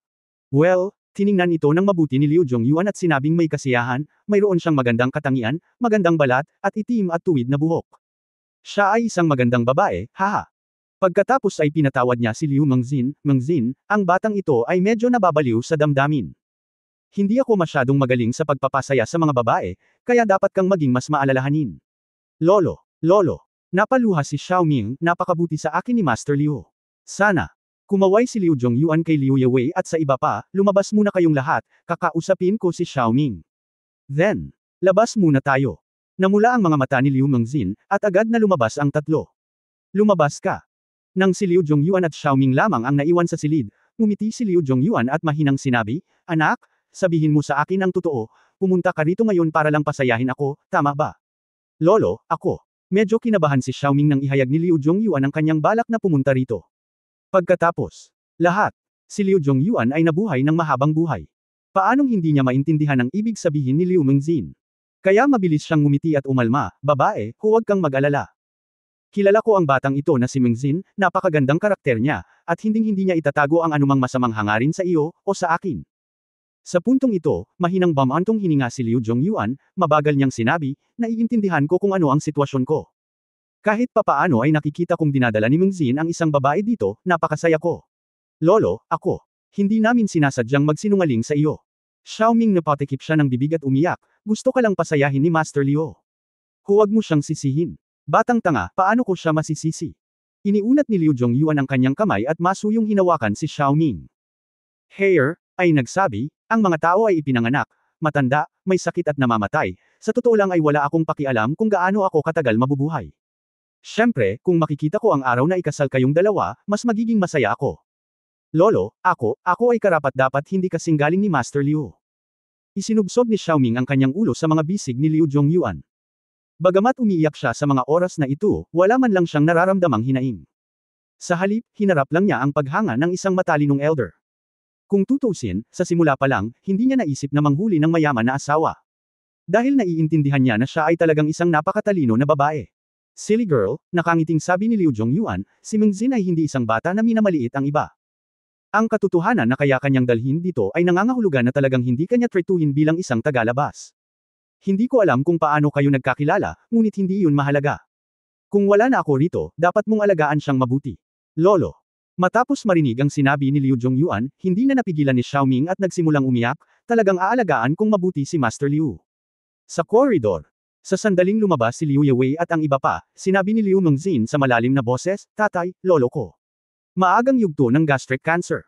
Lubhang desperado ang boses ni Liu Yewei, buti na lang, na-detect ito ng maaga. Kung ibibigay ang chemotherapy sa lalong madaling panahon, posibleng-posible. Tumagal ito ng 1 o 2 taon. Pero alam mo rin ang init ng ulo ng iyong lolo. Ito na talaga ang unang yugto ng gastric cancer. Umupo si Liu Mengzin sa isang upuan sa koridor at ibinaon ng malalim ang kanyang ulo, "Aking lolo, paano siya magkakaroon ng ganoong sakit? Ano ang dapat kong gawin?" Medyo namumula ang mga mata ni Liu Yewei, "Sa puntong ito, wala akong ibang pagpipilian kundi ang subukan ang aking makakaya para hikayatin siyang maospital." Ngunit, sa pagsasalita tungkol dito, mukhang walang magawa si Liu Yewei, "Ang tatay ko ay isang lalaking hindi makatayo. Kung nakatira siya sa kapaligiran ng ospital na ito, malamang na magkasakit siya sa loob ng ilang araw, ngunit kung hindi siya na-hospital. Maghanap ka ng paraan, gagawa ako ng paraan." Mariin na ikinuyom ni Liu Mengzin ang kanyang mga kamao at bamulong, huwag kang mabalisa, hindi ka dapat mabalisa. Kalmado, siguraduhin maging mahinahon. Si Liu Mingcheng ay balisa rin sa gilid, ngunit siya ay hindi ako naglakas loob na magsalita, kaya nababalisa lang akong maglakad-lakad sa koridor. Ang kanser ay isang problema na hindi pa nalulupig ng mga tao. Masasabing walang ospital sa mundo ang makakapagpagaling sa sakit na ito. Mapurol at mapang-api ang kapaligiran. Ano ang dapat kong gawin? Ano ang dapat kong gawin? Hinawakan ni Liu Mengzin ang kanyang ulo at bam-ulong, si Lolo ay 66 na taong gulang lamang sa taong ito, 66 na taong gulang pa lamang. Noong bata pa ako, gustong-gusto akong dalhin ang aking lolo upang maglaro, mangisda, at kumain ng barbecue. Ngunit ngayon, wala akong magagawa. Nang sabihin niya ito, tinamaan niya ng gusto ang kanyang ulo, bakit napakamalas ng lolo ko? Bakit nagkaroon ng ganitong sakit ang lolo ko? Bueno. Sa pag-iisip nito, biglang nagningning ang mga mata ni Liu Mengzin at bamulong siya, teka, swerte. Swerte. Siya ay bamulong ng 2 beses, at biglang sumigaw ng desperadong, oo. Hanapin si Hong Dali. Kung mayroong sinuman sa mundong ito na maaaring maging kapaki-pakinabang, wala nang iba. Naghahanap para sa pamilyang Hong. Natakot din si Liu Yewei. Tumalon siya, ngunit kami at ang pamilyang Hong. Wala tayong oras para pag-usapan ito ngayon. Nag-aalalang sinabi ni Liu Mengzin, kung huli na ang lahat, baka hindi ako makaabot sa oras. Tumalon din si Liu Mingcheng sa gilid, oo. Hanapin mo si Hong Dali. Ang swerte niya. Baka may paraan. Hanapin mo lang siya. Tumakbo siya palabas at sinabing, ibibigay ko sa kanya kahit bugbugin niya ako. Mabilis na kinuha ni Huiye ang kanyang cellphone, tatawag ako ngayon din. Ang mga bagay ay nahahati sa 2 panig, at ang mga salita ay nahahati sa 2 dulo. Ang mga miyembro ng pamilyang Liu ay nasa estado ng takot, ngunit bumalik si Hong Dali sa Chenwei Building. Ngayong nakuha ko na ang mga hiyas ng katangian, natural na kailangan kong subukan ang mga kasanayan sa gem processing at inlay enchanting ng mabilis. Hinihiling sa dog legs na magdala ng ilang hiyas na may mga katangiang pangkalusugan sa isang conference room, sinabi ni Hong Dali, maglalaro ako ng mga bato, at lahat ay malayang makakagalaw. Pagkatapos ay isinara niya ng mahigpit ang pinto. Anong nakakatuwa sa mga bato? Si Tang Moxen at ang iba ay napuno ng mga tanong, ngunit natural na hindi sila makatutol sa sinabi ni Hong Dali. Kaagad na hiniling ni Tang Moxen kay Li Nianwei na maglaro ng badminton, habang si Xiao Yi ay nagsimulang mag-isip kung paano gawing pera ang jadeite na ito. Sa kwarto, inilabas ni Hong Dali ang system menu, tiningnan ang piraso ng lana na may kalusugan dagdag 4 sa kanyang harapan, iniunat ang kanyang kamay, at mahinang bam-ulong, pagproseso ng gemstone. Pagkatapos ay nagulat siya nang makitang ang panlabas na shell ng lana ay nahulog sa isang iglap, na nagpapakita ng loob.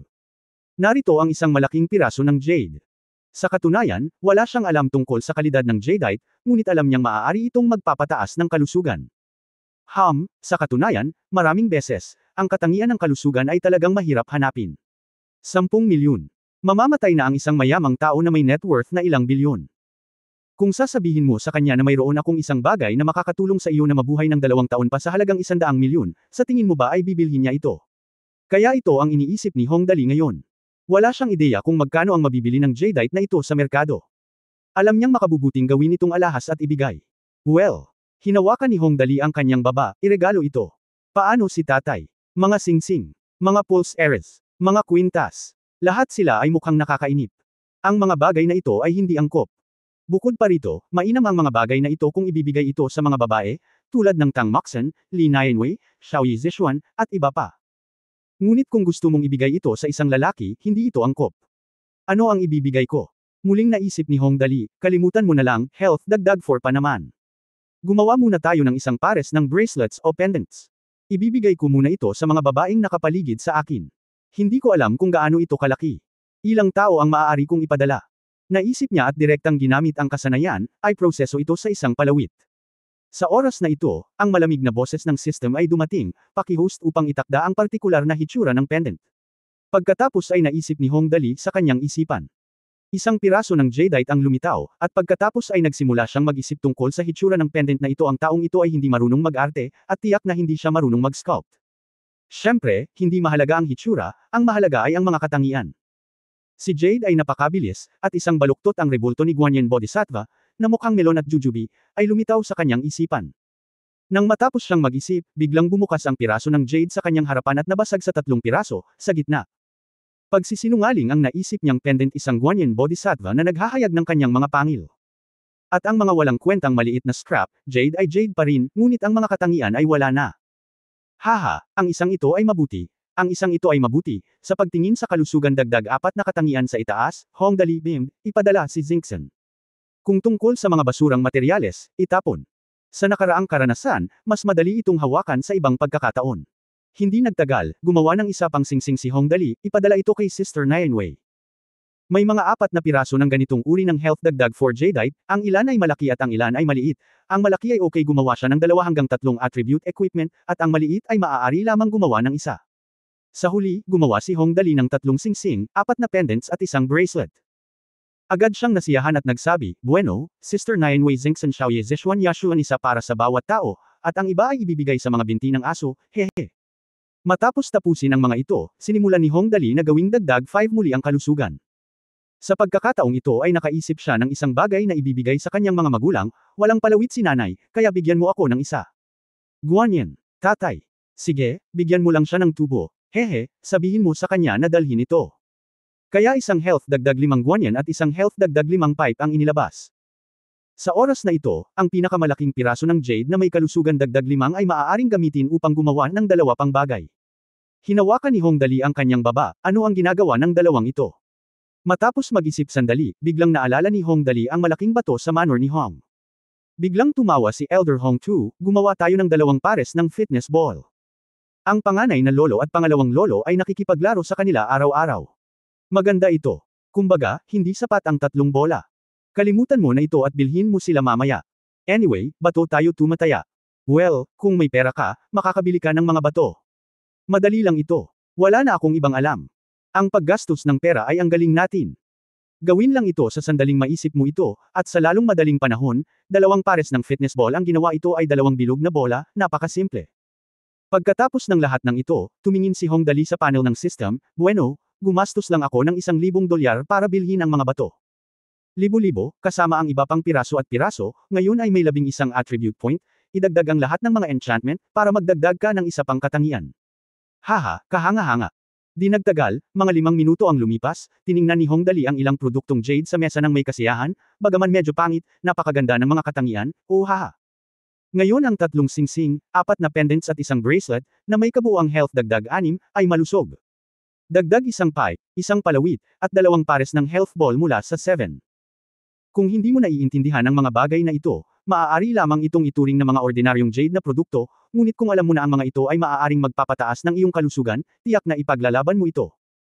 Ang mga bagay na ito ay napakahusay, sila ay talagang isang pamatay para sa paglalakbay sa bahay, hindi, ang mga ito ang pinakamahusay na pagpipilian para sa regalo sa mga kamag-anak at kaibigan, hahaha. Okay, tapos na ang lahat, uwi na tayo. Ngunit hindi niya ito inaasahan. Aalis na sana si Hongdali, biglang tumunog ang cellphone niya. Kinuha ito ni Hongdali at nakitang tumatawag ang kanyang ama, si Hong Wigyo. May kinalaman si Dad sa akin sa oras na ito. Nagmamadaling sinagot ni Hongdali ang tawag. Sa sandaling konektado ang tawag, nagtanong si Hong Wigyo sa malalim na boses, "Dali, nasaan ka ngayon? Umuwi ka kaagad." Apurado ito. Pagkatapos ng pagbati, agad na umakyat sina Hong Wigyo, Hongdali, Liu Mingcheng at ang driver na si Wang Minggayo. Malapit na. Dumating sa 36 na palapag. Nang makita ni Liu Yewei si Hong Wigyo, dali-dali siyang tumakbo para salubungin siya. Walang sabi-sabi, humingi muna siya ng paumanhin, "Wigyo, hindi ko nasasabihin pa ang nangyari sa mall dati. Hinahanap kita ngayon. Nandito si Dali para sa pagkakasundo. Maagang namatay ang nanay ko, at isa lang akong matandang ama. Maaari mong tanggapin ang mga kondisyon, ngunit alang-alang sa matanda, huwag mo itong pakialam." Sinabi rin ni Liu Mengzin kay Hong Dali sa gilid. Sabi, "Master Dali, tingnan mo ito ngayon." Walang pakialam si Hong Wigyo. Competition sa shopping mall ay competition, kaya hindi siya basta-basta magagalak sa gilid.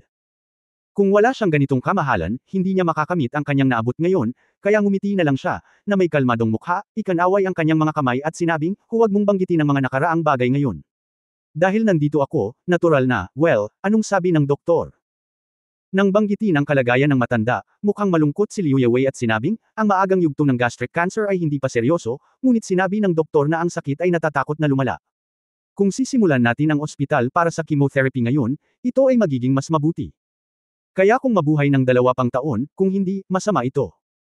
Kumunot ang noo ni Hong Wigyo at sinabing, ngunit ang kapaligiran sa ospital ay nagpapadali sa pagsugpo sa sakit kahit na wala kang sakit. Kung hihilingin mo sa mga matatanda na tumanggap ng chemotherapy ngayon, maaaring hindi ito totoo kung sila ay nababalisa at nagagalit. Walang problema. Iyon ang inaalala ko, sabi ni Liu Yewei, habang nakatingin kay Hong Dali sa tabi niya, palaging swerte siyang Master Dali, kaya gusto kong imbitahan kayong dalawa dito. Paglabas niya, kailangan kong hilingin kay Master Dali na pumasok at kausapin muna ang tatay ko. Nako, walang problema iyon, tumingin si Hong Dali sa pintuan ng ward at sumangot, pero sasabihin ko muna. Okay lang na pasayahin ang matanda, ngunit hindi ko kayang gamutin ang lahat ng sakit. Basta mapasaya mo ang tatay ko. Mabilis na tumango si Liu Yewei, kung kaya ninyong dalawa ang magbaba ng paninindigan at tingnan ang aking ama, magiging masaya ako. Nagpapasalamat ako at hindi ako nang ahas na humingi ng sobra. Kung si Master Dali ay may gagawin sa hinaharap, dalhan lang ako ng mensahe at gagawin ko ang lahat para tumulong. Sa sandaling sinabi niya ito, lihim na tumango si Hong Weigyo. Ang mahalagang anak niyang ito ay ang kanyang puso at kaluluwa. Kung wala man lang, mukhang malaki ang may dudulot ng pangyayari ngayon kay Dali kaya kinukonsidera na maayos ang paggastos nito. Higit pa rito, ang pagliligtas ng buhay ay mas mabuti kaysa sa pagtatayo ng 7 antas na pagoda, at ito ay itinuturing na isang mabuting gawa. Kung tungkol sa dating magkaaway na paninindigan sa pagitan ng dalawang pamilya, iyon ay mga walang kabuluhang bagay, at ang nakaraan ay tapos na. Walang permanenteng kaaway sa shopping mall. Kung hindi niya makita ito, hindi siya si Hong Weigyo. Maya-maya, marahang itinulak ang pinto ng ward. Pagkalabas ng doktor, bumulong siya, kapamilya sila ng pasyente, di ba? Medyo stable na ang sitwasyon ngayon, pero hindi natin masasabi kung kailan lalala ang kondisyon, kaya walang pakialam si Hong Dali sa kanyang pagmamaktol. Gaano man kalaki ang ginastos niya sa cancer, hindi niya ito mapagaling. Hindi na lang siya nakinig at diretsyong itinulak ang pinto. Sinisikap pa rin siyang pigilan ng doktor, "Sir, hindi maaabala ang pasyente. Ayos lang, kakausapin ko muna si Lolo Liu." Sinabi ni Hong Dali at dumiretso sa silid, sabik na tumalon sa doktor, "Sinabi ko sa iyo na huwag istorbohin ako at kailangan kong magpahinga, ngunit nagmamadali akong pumasok." Mabilis na sinabi ni Liu Yewei, okay lang, oo ang anak ng kaibigan ko ay may mabuting puso at hindi magdudulot ng gulo. Bueno. Kung gayon, walang magawa ang doktor na umiling, Mr. Liu, wala na akong sasabihin pa. Handa ka na bang? Saglit na nag-isip si Liu Yewei at sinabi, obserbahan natin ito sandali. Mas mabuting huwag na lang magpa-ospital kung kaya natin. Ngunit kung hindi mo kailangang ma-ospital. Walang pagpipilian ang doktor, okay lang iyon, ngunit minsan. Kung ang pasyente ay may anumang mga problema, dapat niyang sabihin sa akin sa oras, at hindi siya dapat mag-aksaya ng oras. Oo, alam ko, tumango si Liu Yewei, maghintay tayo at tingnan, pumasok si Dali, sana ay maging kapaki-pakinabang ito. Itong batang ito, isang medical student. Medyo nagulat ang doktor, kaya niyang gamutin ang mga pasyente. Ito ay cancer, halos himatayan si Liu Yewei sa isang pangungusap. Ito ay hindi isang sakit, ngunit si Master Dali ay palaging napakaswerte. Kaya mo rin bang magpagamot ng doktor? Pakiramdam ng doktor ay parang may naririnig siyang pantasya, ito, parang hindi ka panipaniwala, pagkasabi niya noon, naging curious din siya, kung gayon, maghihintay ako. Oo, tingnan natin kung ano ang nangyayari.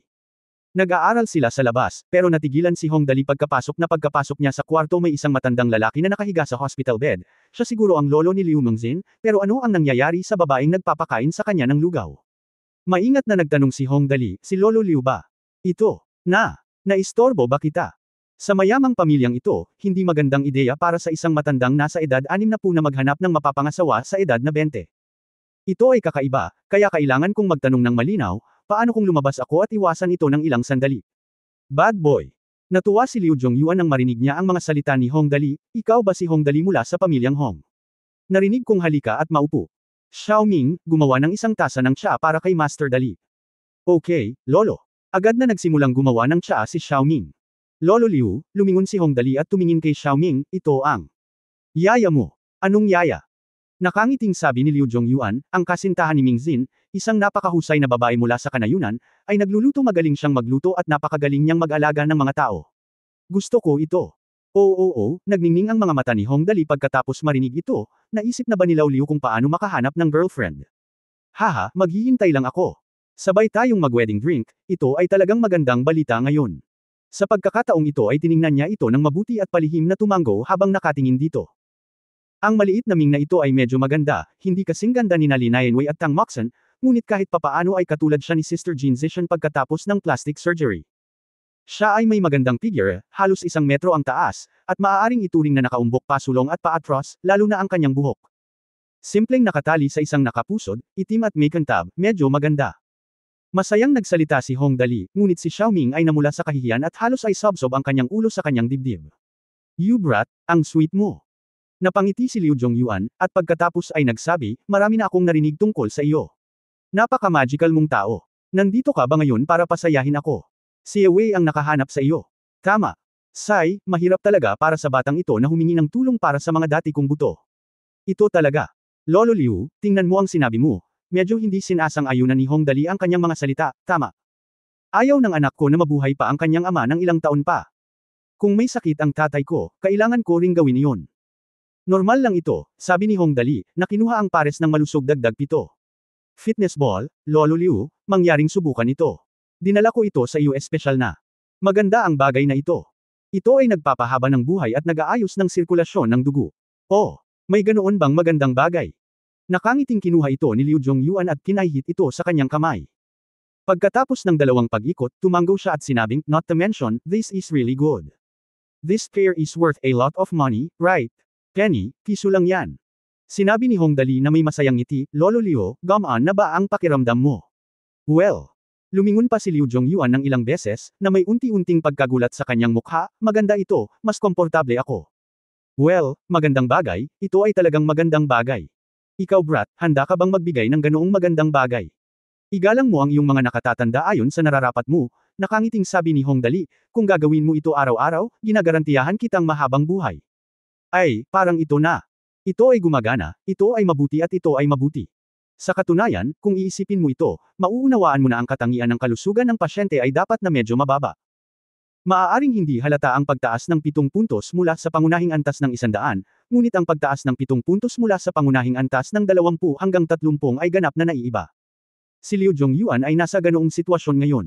Siya ay may kanser sa tiyan at ang kanyang kalusugan ay malapit nang bumaba sa kritikal na punto, na halos 30. Kapag ito ay bumaba sa 20, ang kanyang kondisyon ay karaniwang magsisimulang lumala. Sa loob ng 2 taon, bababa ito sa 0, na halos pareho. Pero iba na ngayon. 30 dagdag na 7 puntos, 37, ito ay tumaas ng 1 kapat, at ang kaligtasan sa sakit at paglaban ng buong katawan ay tumaas ng 1 kapat. Ang epekto ay medyo makabuluhan. Hindi sa banggiti na maaari siyang mabuhay ng 100 taon, hindi bababa sa 1 pang 5, 6, 7 o 8 taon, na dapat ay maaasahan. Kapag bumuti na ang pakiramdam ng taong ito sa pisikal at mental, iba na ang kanyang kalagayan. Si Liu Zhongyuan ay ganito ngayon.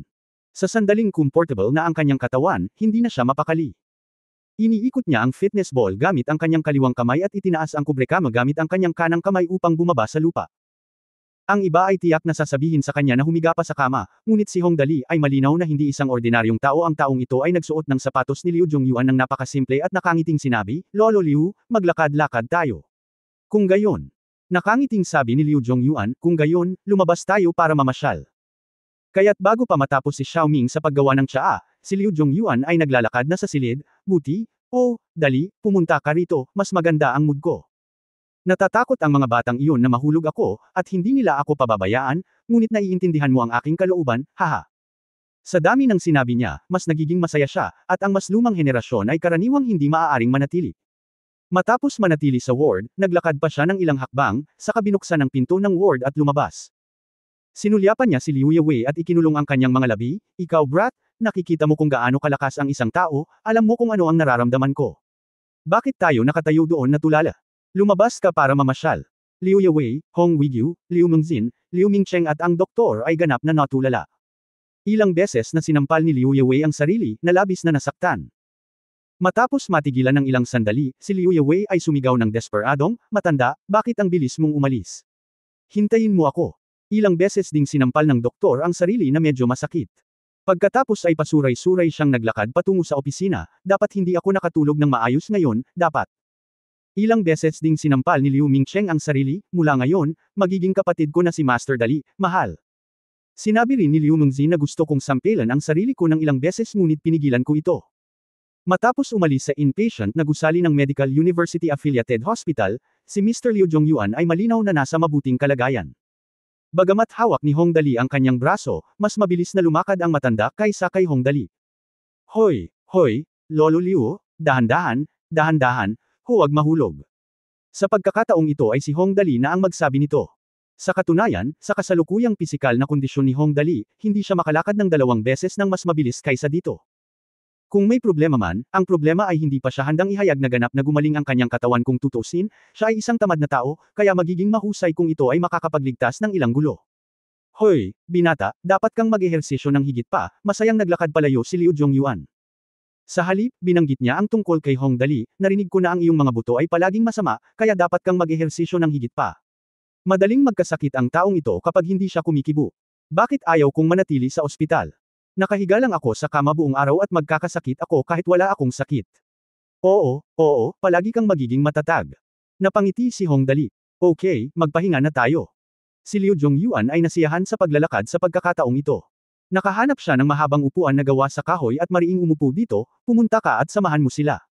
Mukhang maganda ang dati kong buto sa ngayon. Magiging maayos lang ito sa nakalipas na 2 taon. Problema. Buti na lang hindi niya alam na may cancer pala siya sa tiyan. Kapag nalaman niya ito, malamang naparalisado siya sa pag-iisip.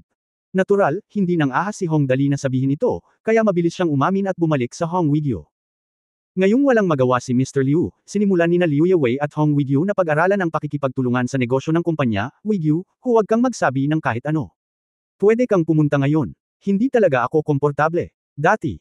Naghanda ako ng 3 bilyon at nagplano akong makipag-away sa iyo, ngunit naresolbo ito ng pagsisikap ng iyong pamilya.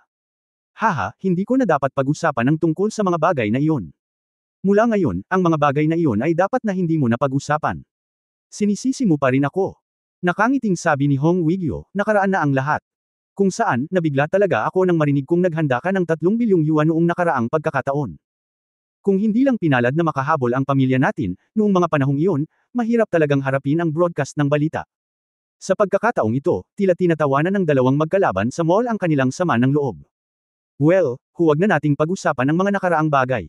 Si Liu Yewei at Hong Wigyo ay nakaupo sa bench at nakangiting sinabi, pag-usapan natin ang tungkol sa future cooperation. Well, magkasundo muna tayo. Regalo para sa inyo ni Dali na pumunta ngayon. Sapat na sa mukha ko. Sa future cooperation ng dalawang kumpanya natin, hahawak ako ng 49% ng shares at 51% na ang hawak mo. Ang kanyang mga salita ay katumbas ng isang desisyon. Ang kapangyarihan ay direktang ibinigay kay Hong Wigyo. Masasabing sa isang pangungusap lamang, ang mga benepisyo ng pamilyang Hong sa pagkakataong ito ay nagkakahalaga ng hindi bababa sa ilang bilyon. Matandang Liu, ano ang ibig mong sabihin sa sinabi mo? Walang magawang umiling si Hong Wigyo, ito ang dapat nating gawin para respetuhin ang mga matatanda. Sa totoo lang, naiinggit talaga ako sa iyo. At least ang matanda at ikaw ay mapanatili pa rin ang relasyon ng mag-ama. Hindi tulad ng ating pamilyang Hong, kapag naging elder ka, gagawin mo. Haha, huwag na nating pag-usapan pa. Ang dalawa sa kanila ay nag-uusap tungkol sa negosyo doon, at si Hong Dali ay hindi rin idle. Nakangiting sinabi ni Liu Mengzhen, Dali. Guro, salamat sa pagpunta mo ngayon. Wala akong pakialam sa sakit ng lolo ko nang napakabilis. Hindi ko ito magagawa kung wala ka. Noong una, may gusto akong ipakita sa iyo, ngunit hindi ko alam kung ano ang kailangan mo, Master Dali. Sabi niya nang walang magawang ngiti. Ngumiti siya at sinabing, dapat hindi ka kapos sa pera, at hindi ka kapos sa tao. Wala naman talagang kailangan na maibibigay ko. Haha, ang hirap. Dali, ibibigay ko sa iyo ang turkey bookstore ko. Bumalik ka at ibigay mo sa akin. Magbubukas lang ako ng VIP account. Alam ni Liu Mingcheng na mahilig magbasa ng mga nobela si Hong Dali, kaya't ang pagbibigay sa kanya nito ay mas mabuti kaysa sa pagbibigay sa kanya ng pera. Haha, okay. Sumang-ayon si Hong Dali nang walang sabi-sabi, pagkatapos ay naayos na. Sana makahanap ako ng maraming magagandang libro na babasahin, hehe. Kung pag-uusapan, ang pagsasama ng Turkey Bookstore at Destination ay nangangahulugan na si Ding Min ay magiging ganap na hegemon sa mundo ng panitikan. Sa panahong iyon, ang bilang ng mga pagbisita ay malamang nalalampas sa 2 milyong marka. Ito ay tiyak na magiging isang higanteng site. Ngunit para sa ating alibughang si Hong Dali, ang pagkakaroon ng magagandang librong babasahin ang pinakamahalagang bagay. Sandaling tumawa silang tatlo, at biglang napatingin si Hong Dali kay Miss Xiaoming sa di kalayuan at nakangiting sinabi, Kuya Liu, ikaw kailan ka magpapakasal kay Sister Xiaoming? Hinihintay ko ang wedding candy. Ubo. Matapos marinig ang mga salita ni Hong Dali, biglang umubo ng marahas si Liu Mengzhen at gulat na sinabi, Dali, hindi mo talaga kayang seryosohin ito. Kami ni Xiaoming. Dahil dito, hindi siya umimik ng matagal, at mas naging masigasig si Hong Dali, ano ang mali? Sa tingin ko ay hindi ka ganoon ka-proactive, ngunit hindi ka rin dapat maging ganoon. Kinamumuhian mo ba siya? Oras na para maghanap ka ng kasintahan. Siya nga pala, Lao Liu, sabihin mo sa akin ang tungkol kay Sister Xiaoming. Tiningnan siya ni Liu Mengzhen ng maamong tingin. Sinulyapan siya ni Miss Xiaoming at nakangiting sinabi, siya ay isang mabuting babae, nakakaunawa siya sa mga bagay-bagay, isang mahusay na magluto, at napakahusay sa pag-aalaga ng mga tao. Kung saan, nasa kanya ang lahat ng mga pakinabang na dapat magkaroon ng isang babae, at siya rin ay napakaganda. Talagang wala akong mahanap na mali sa kanya. Oh! Nagpakawala ng mahabang buntong hininga si Hong Dali at biglang nagtanong, sa tingin mo ba ay may masamang background siya? Hindi, umiling si Liu Mengzin at sinabi. Sa totoo lang, Master Dali, sa level natin, hindi na ganoon kahalaga kung mayaman man ang babae o hindi. Ang ibig sabihin ng pagiging mayaman ay pagkakaroon ng kaunti pang kabuuang asset, na walang pinagkaiba sa aking paningin. Wala akong pakialam dyan. Totoo iyon. Hinawakan ni Hong Dali ang kanyang baba at bamulong, sa level mo, kahit ang isang batang babae na nagkakahalaga ng higit sa 100 milyon ay isang mahirap na tao kumpara sa iyo, kaya ang pagkakaiba sa pagitan mo ay talagang hindi ganoon kalaki. Bakit hindi ka pumayag? Siya nga pala, paano kayo magkakilala? Hayaan mong sabihin ko sa iyo ang tungkol dito. Nakangiting sabi ni Liu Mingcheng sa gilid, ang kapatid ko ay nagligtas ng ilang ulila na na-traffic ng mga trafficker nitong mga nakaraang taon. Nag-ampon. Pero busy ang kapatid ko, kaya nakahanap siya ng yaya. Noon, alam ko rin na nakahanap ang kapatid ko ng yaya para mag-alaga ng ilang bata. Noon ko lang napagtanto na ang kapatid ko ay marunong magluto, si Xiao ay mas marunong magluto. Masarap. Ang galing kumain. Nagulat si Hong Dali at nagsabi, okay, Old Liu, maaari kang gumawa ng kawang gawa. Ako ay humanga. Haha, tinatawanan mo na naman ako. Nakangiting sabi ni Liu Mengzin, wala lang akong pera sa bahay, tingnan mo ang iilan nakakaawa ang bata kaya pinasok niya ito. Sa kabilang banda, palihim kang nagbukas ng sarili mong paaralan. Tumatanggap lang daw ito ng mga bata mula sa bulubunduking lugar at mga ulila na hindi kayang pumasok sa paaralan. To be honest, in terms of realm, I never thought I am much worse off school. Nagsalita siya ng may damdamin at taos-puso ang kanyang tono, ngunit nagulat si Hong Dali at sinabing, ha? Bakit pakiramdam ko may mali sa sinabi mo? Binuksan ko ang paaralan para pasayahin ang kapatid kong si Lin Zexuan. Haha, lagi kang walang balak gumawa ng magagandang bagay. Tumawa ng malakas si Liu Mengzin, mas masahol pa ako sa iyo sa bagay na ito. Sandaling tumawa silang tatlo, at biglang sinabi ni Liu Mengzin, oo nga pala, Dali, ako nga pala. Ang mga inampon na maliliit ay halos nasa edad na para pumasok sa paaralan. Paano kung ipadala sila ng direkta sa paaralan na iyong itinayo? Okay. Mabangis na tumanggo si Hong Dali, ang cute ng mga bata, tama. Isasama mo ba ako para tingnan? Walang problema. Direktang tumanggo si Liu Mengzin at sumang-ayon, isasama kita sa kanila pagkatapos magpahinga ang aking lolo. Kung saan, masyado silang curious sa swerte mo. Ang alibughang anak ni Tian, haha. Hindi ganoon kagaling. Medyo nahiya si Hong Dali sa mga sinabi ni Liu Mengzin, napakamot sa ulo at ngumiti, at desididong binago ang usapan, nga pala, pag-usapan natin ito. Magsisimula na ang susunod na Game Carnival, tama. Ilang araw ang aabutin. Nakangiting sabi ni Liu Mengzin, bakit, may magandang ideya ba si Master Dali? Habang sinasabi niya ito, biglang naalala ni Hong Dali, hoy, noong sinabi mo iyan, may naalala talaga akong napakahalagang bagay. Lao Liu, ikaw pala, kailangan mo talagang gawin ito. Ano ang kailangan mong gawin? Nagtataka na nagtanong si Liu Mengzin, Master Dali, nagpaplano ka bang gumawa ng laro? Kaaway ko. Tumanggo si Hong Dali at nakangiting sinabi, naisip ko na ang pangalan ng larong ito. Ito ay tinatawag na Dream Blade Tower Alliance. Wahahahaha, this time Lao Liu is here to help, it save us the trouble, we don't have to worry about this, Dream Blade Tower Alliance. 2 beses na bamulong si Liu Mengzin at nagtanong, anong klaseng laro ito? Kung pag-uusapan, mayroon akong team production ng laro. Kung nagustuhan ito ni Master Dali, maaari na lang tayong magsama-samang gumawa ng isang come-out, hawak ko ang 49% ng shares, at ang natitira ay sa iyo, Master Dali, at ako ang mananagot para sa financial team at iba pa. Paano ka makakagawa ng mga ideya? Napakasinsero niya. Para sa isang laro, ang pagkamalikhain, mga pondo para sa pagpapaunlad, at isang pangkat ng paggawa ng laro ay ang 3 pinakapangunahing elemento. Ang natitira ay publisidad ngunit ito ay naiisip na sa lahat ng buong cross-promosyon ng Turkey Software at Change Search Engine, ang katanyagan ay magiging ganap na hindi maaaring mas mababa. Dream Blade Tower Alliance, tumawa si Hong Dali, napaka-interesante ng larong PK yan. Habang nagsasalita siya, nagsimula siyang gumuhit ng isang larawan sa lupa gamit ang isang bato, ito ay tinatawag na Valorant. Ito ay isang larangan ng digmaan. Ang nasa ibaba ay tinatawag na Noxus, at ang nasa itaas ay tinatawag na Demacia. Pagkatapos, 5 tao sa isang panig ang kumokontrol sa 5 bayani. Iginuhit niya ang 3 pangkalsada at isang ilog, ang 3 kalsadang ito ay ang 2 gilid. Ang landas na tinahak ng mga sundalo ay partikular na partikular. May mga palumpong at bulag na sulok sa gitna. May mga kagubatan at mga ligaw na halimaw sa mga nakapaligid na lugar. Biglang nagningning ang mga mata ni Liu Mengzin nang makita niya ang terrain na ito. Kapag ito ay naging komplikado, magkakaroon ng mas maraming mga variable. Buong pagmamalaking sinabi ni Hong Dali, tama. Pagdating ng panahon, aayusin namin ang ilang mga ligaw na halimaw sa mga ligaw na lugar na ito at bibigyan ka ng kaunting pera para sa pagpatay sa kanila. Ang daming gustong sabihin, halimbawa lang. Pag-usapan natin ang tungkol sa damo. Kung ang karakter na kinokontrol mo ay nagtatago dito, hindi ito makikita ng kabilang partido. Kung hindi, ito ay nasa paligid ng puno at natigil sa iba't ibang mga lugar. Magiging matindi ang labanan. Well, si Liu Mengzin mismo ang gumawa nito.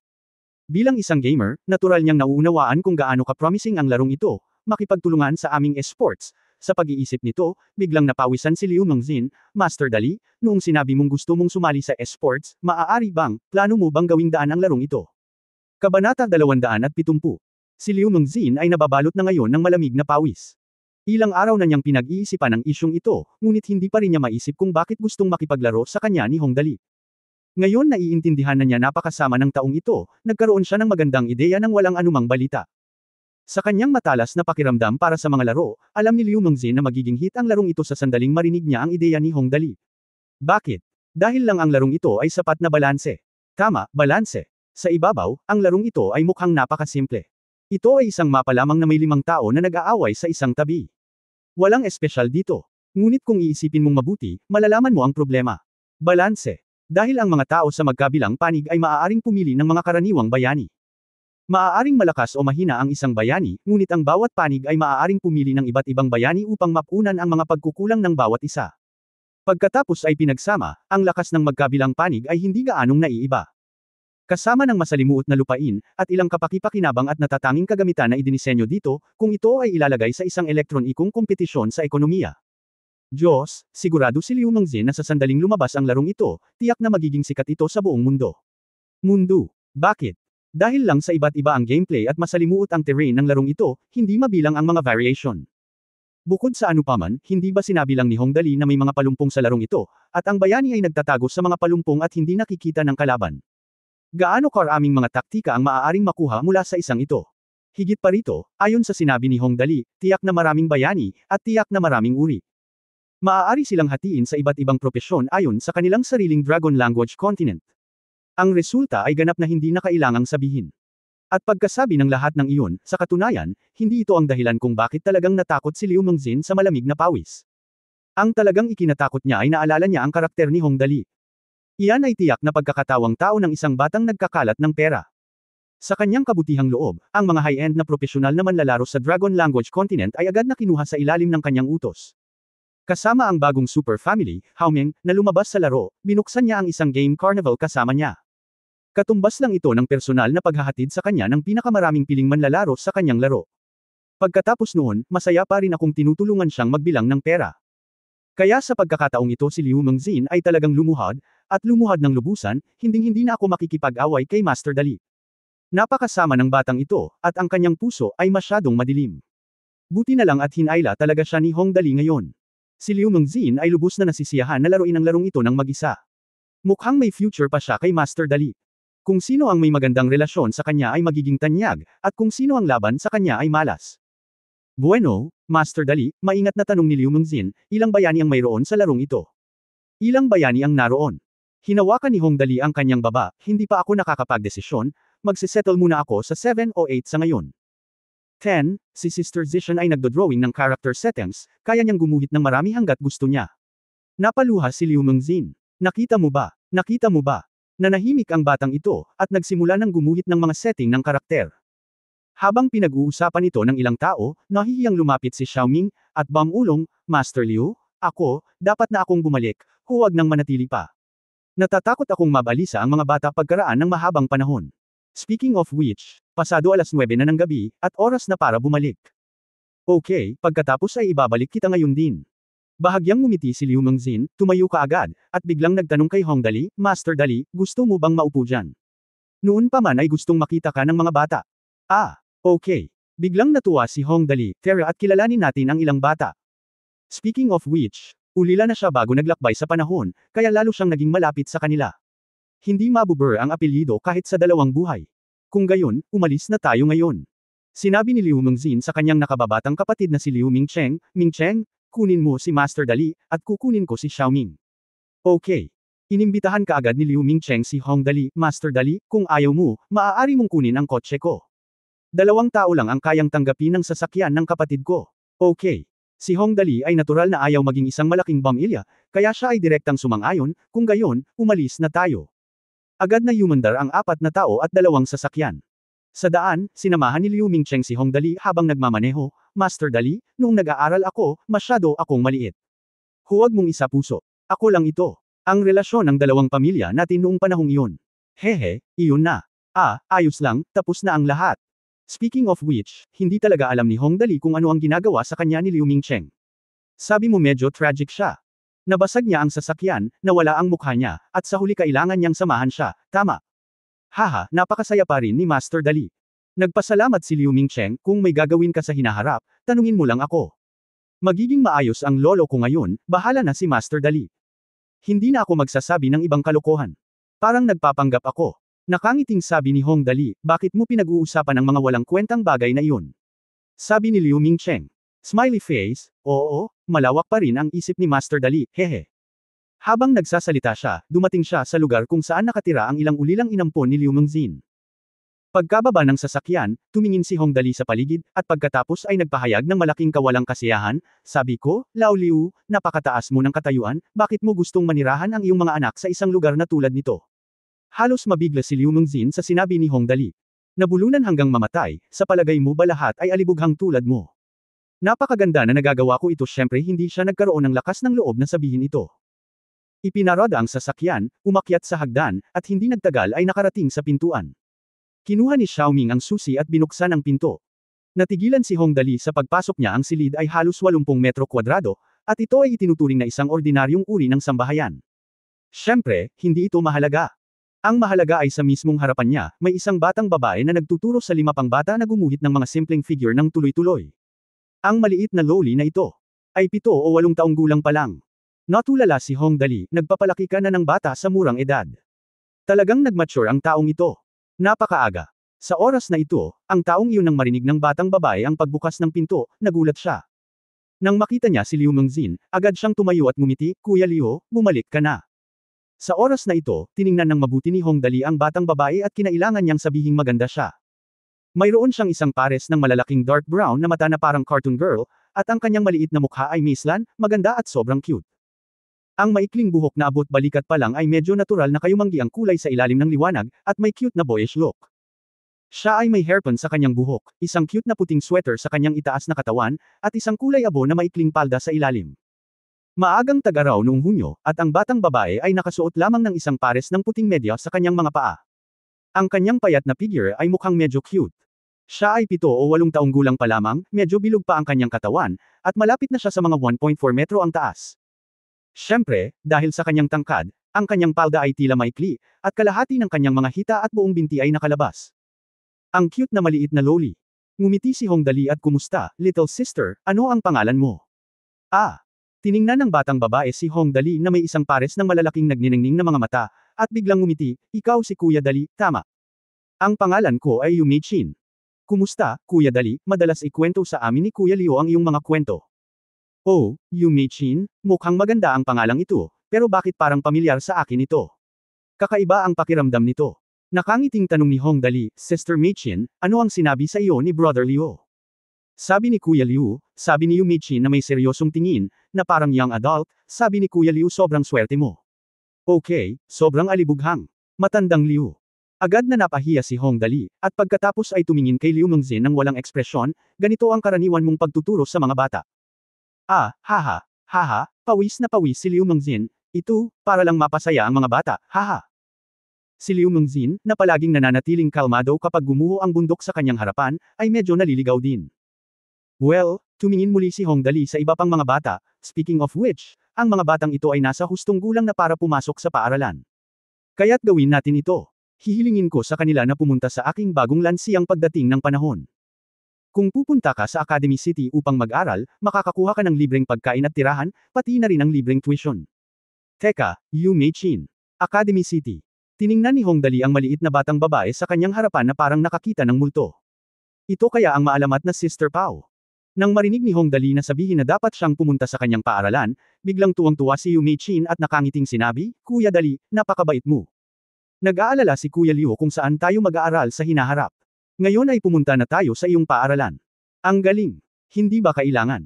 Malakas na tumawa si Hong Dali, oo, walang problema, walang problema. Lahat pumunta, lahat pumunta. Sa pagharap sa mga ulilang ito, si Hong Dali ay nasa isang nakakagulat na magandang kalagayan. I think back when he was on Earth, lahat ng tao sa orphanage ay napakabait sa kanya. Sa kasamaang palad, ngayong nilakbay na niya ang panahon, wala nang pag-asang mabayaran ang mabubuting kaibigan noon, kaya mas mabait lang siya sa mga batang ito. Ang ilan. Dahil dito, matagal siyang nagpaikot-ikot sa kanyang katawan, ngunit wala siyang makita. In the end, he could only spread his hands helplessly. Okay, nagmamadali akong umalis ngayon. Wala akong dalang kahit ano, kahit pera, pulang sobra. Wala nang maibibigay, tumingin siya kay Liu Mengzhen at sinabing, paano ka, Lao Liu, tulungan mo akong mamigay ng mga pulang sobra sa maliliit na lalaki. Ang lalaking ito ay laging may nakasunod sa kanya kapag lumalabas siya, ngunit ngayon ay wala na ang doglegger. Haha, nagbibiro si Master Dali, nakangiting sabi ni Liu Mengzhen, kung maaari mo silang hilingin na mag-aral sa iyong lugar, ito na ang pinakamalaking pulang sobra. At saka, bata pa sila, kaya hindi na kailangang magdala ng napakaraming pera. Totoo iyon. Nag-isip sandali si Hong Dali. Maaaring hindi magandang bagay para sa isang bata na magdala ng masyadong maraming pera. Nagbago ang isip niya at sinabing, kung gayon, hindi ako mamimigay ng mga pulang sobra ngayon. Ibibigay ko ito sa iyo kapag pumasok ka sa paaralan, okay? Okay. Sabay-sabay na sumang-ayon ang maliliit na lalaki, at hinawakan ni Yu Meichin ang kamay ni Hong Dali at sinabing, Brother Dali, maaari mo bang sabihin sa amin ang iyong kwento? Kwento ko. Hihihi tumango, okay. End of this chapter. Pahingi naman ng like, share at subscribe mo na rin para sa susunod na kabanata. Salamat.